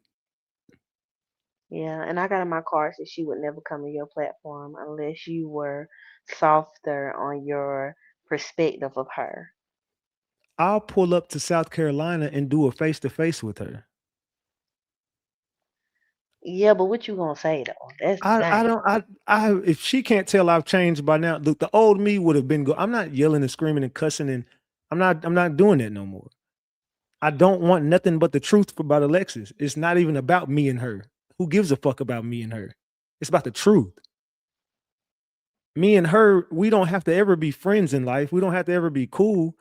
But I mean, we don't have to sit down and even speak. If you don't want to do it with me, that's fine. You can go do it on your own. But I think that if we did speak, that would bring the case would be solved. If we did it, if we did a sit down interview together, we could solve the fucking case, and everybody can have closure. I'm the only person that brought all the facts out. You're the person who knows the facts. Me and you together, the case is over. And the police would have no choice but to get on it, the FBI or whoever. And we can bring on. I'm not scared of Omerta. I'm not scared of TJ. I just did an interview with Hernandez Govan, the nigga who killed Dolphin. Now that nigga's in federal prison because of me. You know what I'm saying? I'm going Yeah. to court with Yella Beezy after I exposed all that shit on him. And Trap Boy Freddy and all of Dallas is going to prison because of me. The prosecution team fuck with me every time I walk in the courtroom. They're dapping me and high-fiving me when I walk in the courtroom. I'm the person who brings justice to people. That's hilarious. So, like I said, you don't got to do it with me, but a lot of niggas is sitting in prison because of me. Matter of fact, TJ's in prison because of me. I'm the one who proved that he broke his bond and gave them the information to lock his ass up. The reason why he's in jail is on a technicality because he went to search for Alexis Ware, and I'm the one who proved it. Hey, Dior, you always be saying some weird shit in my chat, laughing at weird shit, and you be riding the fence with Trap Boy Freddy and Yella Beezy and them. I'm starting to think you a motherfucking op. I really don't fuck with you, Dior Cartel. Whether you a green member or not, I really don't rock with you. Because you be saying a lot of weird backward shit, and I just be letting you slide because you're a green member. And I'm really getting sick of that shit. The John 3:16 person say all the evidence is indirect. Is he talking about Yellow Beezy and the Mo3 case? I don't know what the fuck you talking about. Everything that I've exposed is facts, whether it be this case, that case, or whatever case. Facts. He violated his ankle monitor, and I proved it. Mhm. Yes, you say one more slick shit, and you're getting blocked off my fucking channel. You can revoke your fucking membership. I really don't care because you really get on my goddamn nerves. I'm gonna be honest with you. Yeah, they don't need a body in South Carolina to convict somebody of murder. They just got to have enough probable cause to say you had a reason to do it, or like a motive, or circumstantial evidence as well. And I think the mama got it all. I I think the think mama she got the motive. I think she got the circumstantial evidence. I think that she has reason to believe. I think if the mama was to unload her clip, and I know there's more. If the mama was to unload her clip, I think she can get TJ life. He's already gone. What is there to fear now? The Omerta boys are in a Rico, and that's because of me. Like, come on. I mean, but then yeah, give her a cover. few more months. I think it's close. I really do. I feel that way. It's time. I mean, we've all waited long enough for this shit, and it's time to close the chapter on Alexis Ware. You've already come clean and say that she's dead, which is a big step, and I applaud you for that, Alberta. Hey, block DR Cartel out my fucking chat. Fuck you and don't ever come back to my chat. You gonna bring me back to my old ways, and I'm really gonna go slap the fuck off on you. May the first mod be with you. Get your goofy ass on. Uh, I just think that it's time. Like it's time to close the chapter. You've already took the biggest step by saying that she was dead, and and I applaud you for that. And I think it's seriously.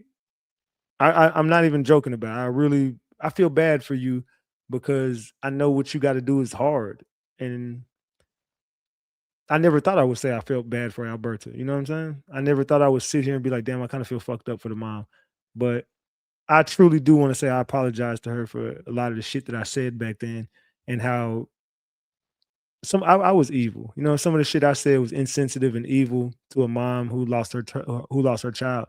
And no matter how I felt about shit, it wasn't my place to do the things that did or say the things that I said.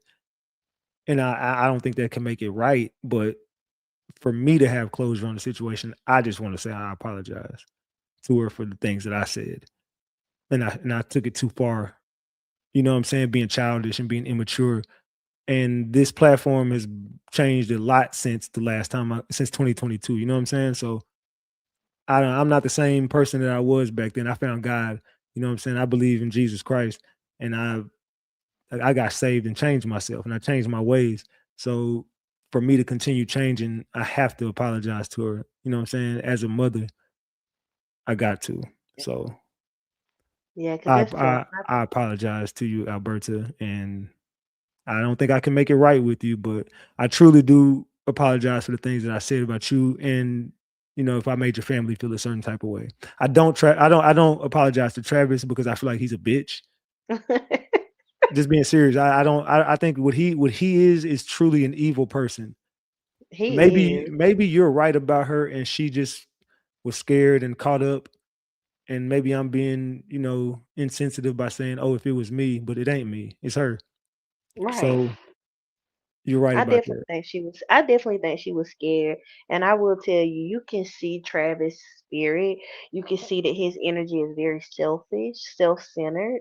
You can see that he really wants to get his name big off of this because it seems like he so mentions this all the time when it's related to his career, and how he's dealing with the missing sister. But I went through every picture that I could, and it don't look like they really had a relationship prior to her going missing. So y'all saying that and him getting mad and going on and saying that Alberta apologized to him, but she never took the post down was very telling. So I definitely think he evil, and I don't think that he deserves an apology because he said some nasty things about you for no reason.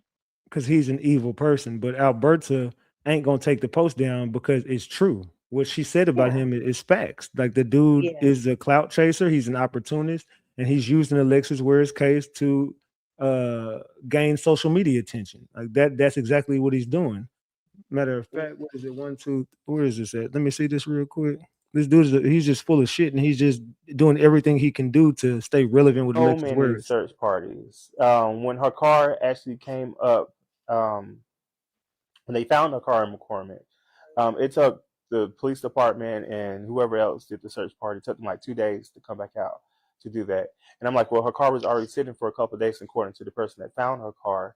Why are you guys not searching the same day that you found the car? Why are you waiting 2 days after the fact to bring the drones, the dogs, and all these assistance folks to come out and help? Why are you waiting 2 days? That doesn't make sense. And for you to find her stuff outside of her car, like her buying it, you still found her phone, her purse, her cash, money, things of that in her car, but you didn't find any other traces of nobody. You didn't find fingerprints. The only fingerprints they found inside her car was hers. And then he just said, "We had so many search parties, bro. You didn't even attend not one." Yeah, I heard he wasn't there. Oh my bad, that's the wrong one. Let me go to Yeah, this I one. definitely heard he wasn't there. He wasn't there for sure. He did take a lie detector tests. He did pass the lie detector test. Anybody can pass a lie detector test. But he's not out the clear. And I actually asked Detective Fowler that myself because that was something that was being spread out on the news and also just on social media saying that he's no longer a point of interest. And I personally asked Detective Fowler, who's over the case, Looking like a big fucking pear. is that true? He said, no, it's not true. No, people always come to us and say little small things, and then we report it, or someone, because when she first went missing, her case blew up. A lot of people was reporting little small things and things they heard, but nothing actually came back factual. What about the people that work at the gas station? I never spoke to the people at the gas station. You didn't speak to anybody, you pear built bitch. You didn't speak to anybody because you didn't give a damn. That don't make no kind of sense. Why wouldn't they talk to somebody at the gas station? I feel like they would have firsthand account. Because they just did not give a damn. It seemed that way. It definitely seemed that way. But I'm proud of you for apologizing to her. I think she was just scared. I think more details are gonna come out. I think that she needs to take control of it because I don't feel like she's been controlling it behind the scenes. I feel like she's been a grieving mom, and I feel like she's gonna have to really be assertive to get the answers to close it all out. Cause it's time. It's definitely time to rest the case. I mean, yeah, it is time to close the case. And I just don't know what she's afraid of now. I mean, I don't believe TJ can do shit to you now. So, Well, I mean, you said what Miss Tracy said. oh I yeah. guess you just never know. You And know I what mean, I I'm ain't gonna saying? lie. TJ definitely is a scary person in the sense of maybe a woman. I can't understand it as a woman to be afraid of TJ, but I mean, I don't know how to make her feel like it's okay, or I don't know. Like that's why I said if she could do it with me, I'm willing to do it. It says all you need is love and coffee. Let me see. Your coffee cup for your coffee in the morning. I don't drink coffee. Hot chocolate. What you gonna use? Liquor and cranberry juice. All right. Yeah, he don't give a damn about his sister. This dude is just a clout chaser. Just look at him. He got a t-shirt on with a suit coat. Like, fuck takes this dude serious, bro. Yeah, and the dad doesn't post about her case as much as I would think that a dad would. Her dad doesn't post about her case either. So I think that side of the family, they just kind of want to let But her mama deal with it the and dad get. is the dad knows she's dead. I talked to the dad before, and Oh, he's confirmed to me without confirming to me that she's dead. yeah. So he Yeah. feel the same way too. The dad and myself had a very weird exchange. Very weird. That's What all was I can weird say about about that. It was eerie. It was kind of like he kind of threatened me, but he was kind of like saying that she wasn't here, and it was just a weird exchange. I showed people the messages back then of me and him. It was a weird exchange between me and him. That's all I can say. It was very odd. But he knows she's not here. Mm. Did he go out and search? Uh, no. Alberta just posted in her second polygraph test, and she said, because y'all want to keep saying I didn't pass, it's crazy how y'all want me to be involved in her disappearance so bad. Y'all really don't know how close my daughter was, very close. I said law enforcement had these text messages from the beginning. I Send, told you, I think text that it to me. Text it to my phone. I'm about to send it to you. Damn. Wait, because I'm on my phone. I'm going to have to send it to you when we get off of here. See if my Somebody send it to me. Somebody send me the Alberta post real quick. They said she just made a post. Send me the post. It says all you need is love and coffee. Let me see. All you need is love and coffee, he said. That dude is a fucking weirdo. he definitely a piece of work. Man, is that the same one I just played? Yeah, it is. Is that it? Oh yeah, I played the same thing twice. Oh, there you go. Somebody just sent it to me. Okay. No, you gotta send. She got me blocked. You got to screenshot it and send it to me. She got me blocked. You got to screenshot it and send it to me, y'all. I can't. I can't look at it from her profile.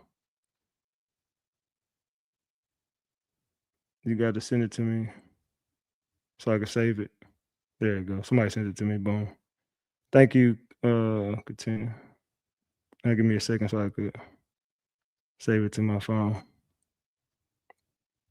Man. All right, there you go. Boom. All right, let me grab it real quick. Give me 1 second, y'all. Let me save it to my computer now. Oh man. All right, here you go, right here.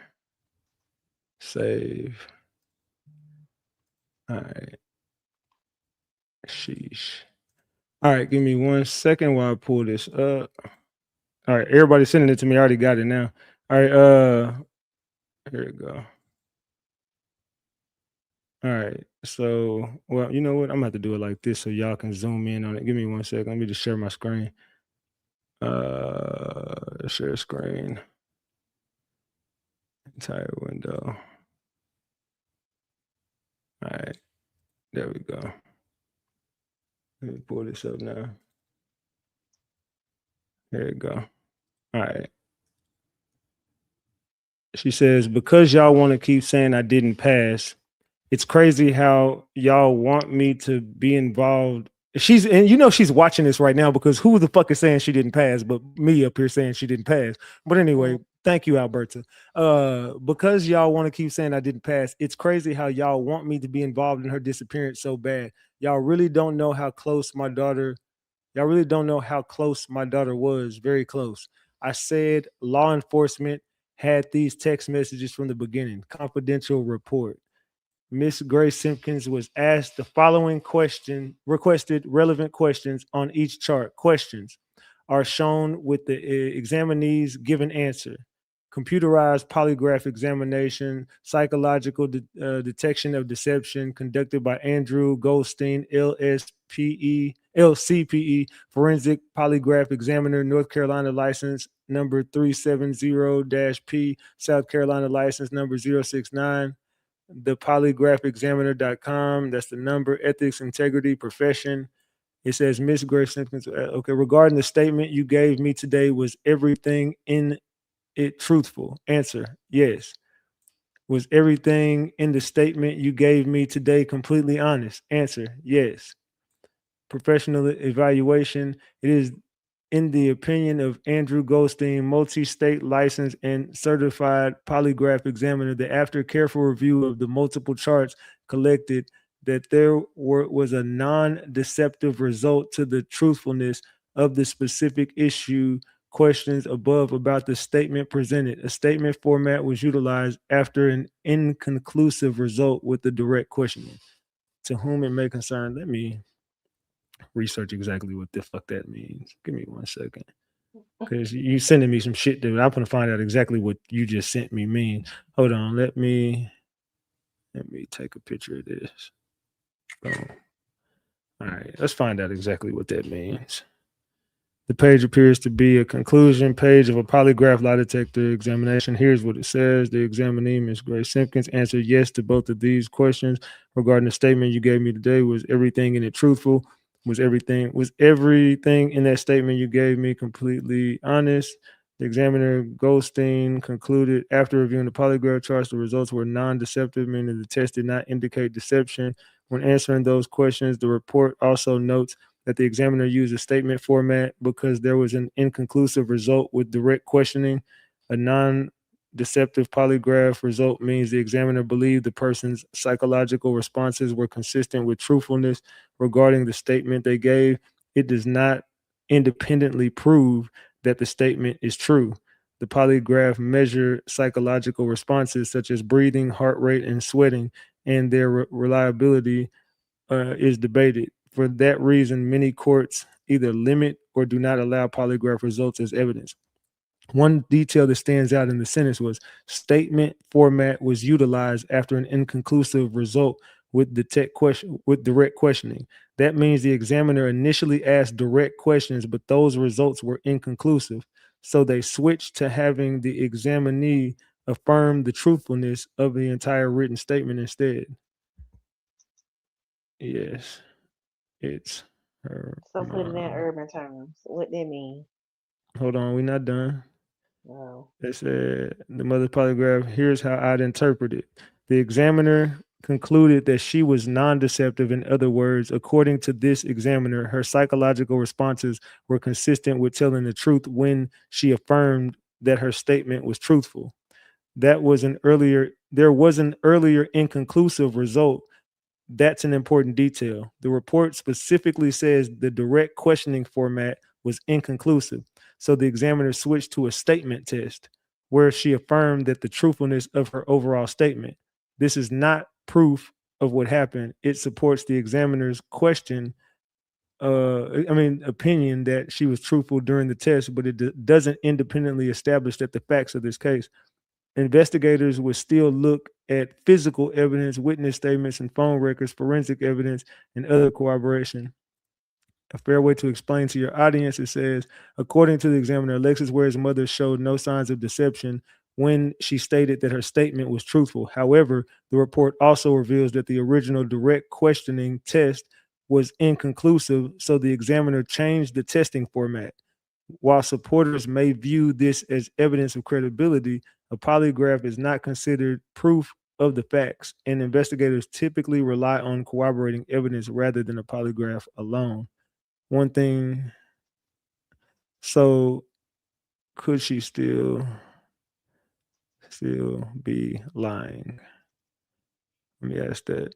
Yes, a non-deceptive polygraph result does not rule out the possibility that the person was lying. Here's why.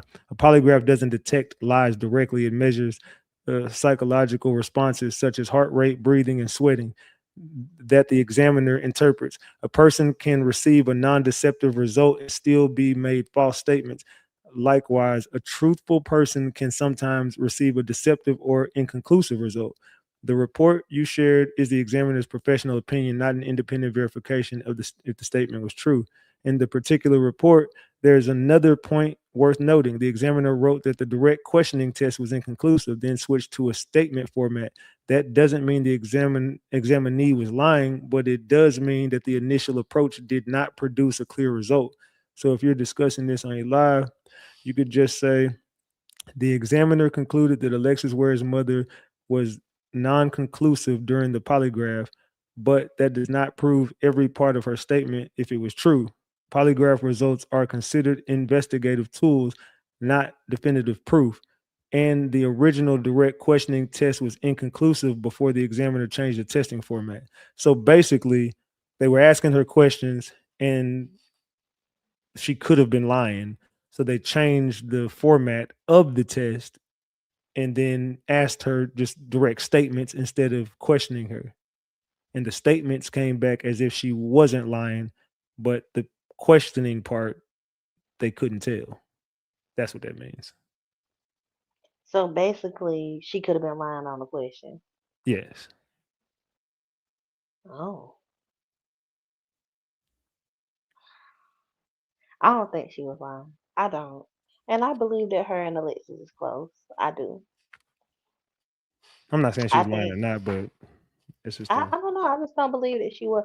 I just don't believe that she was. I don't believe that she has anything to do with it. I just believe she was operating out of fear. That's just what I feel. Because I feel like when you live here and you got to deal with these people, it's different. You know what I'm saying? And you got a nigga that's saying if you do something to him, he gonna kill you and put you in pavement and they never gonna find you. Who really gonna be trying to mess with somebody like that? And they got to live here. You get what I'm saying? Like, I cannot see that lady knowing that and not telling it unless she was benefiting in some kind of way, meaning money.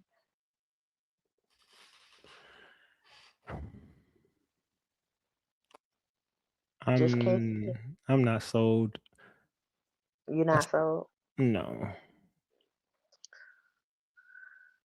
The only way she could sell me, I'm just gonna be real. For me, we'd have to sit down face to face.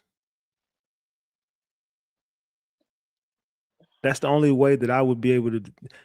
Interviewing with me is completely different from talking to anybody else. I'm the best interviewer in the game. If you can get out of an interview with me, you cold. Not many people can make it through an interview with me without me revealing everything. I don't think anybody has ever did it. Well, I've done 3 sit down interviews and then I've bodied all 3 of them. Interviewing with me on the internet like right now, like how we are, I still have bodied every interview, but it's different when you sit down next to me. But she's never gonna do it because I would get the truth out.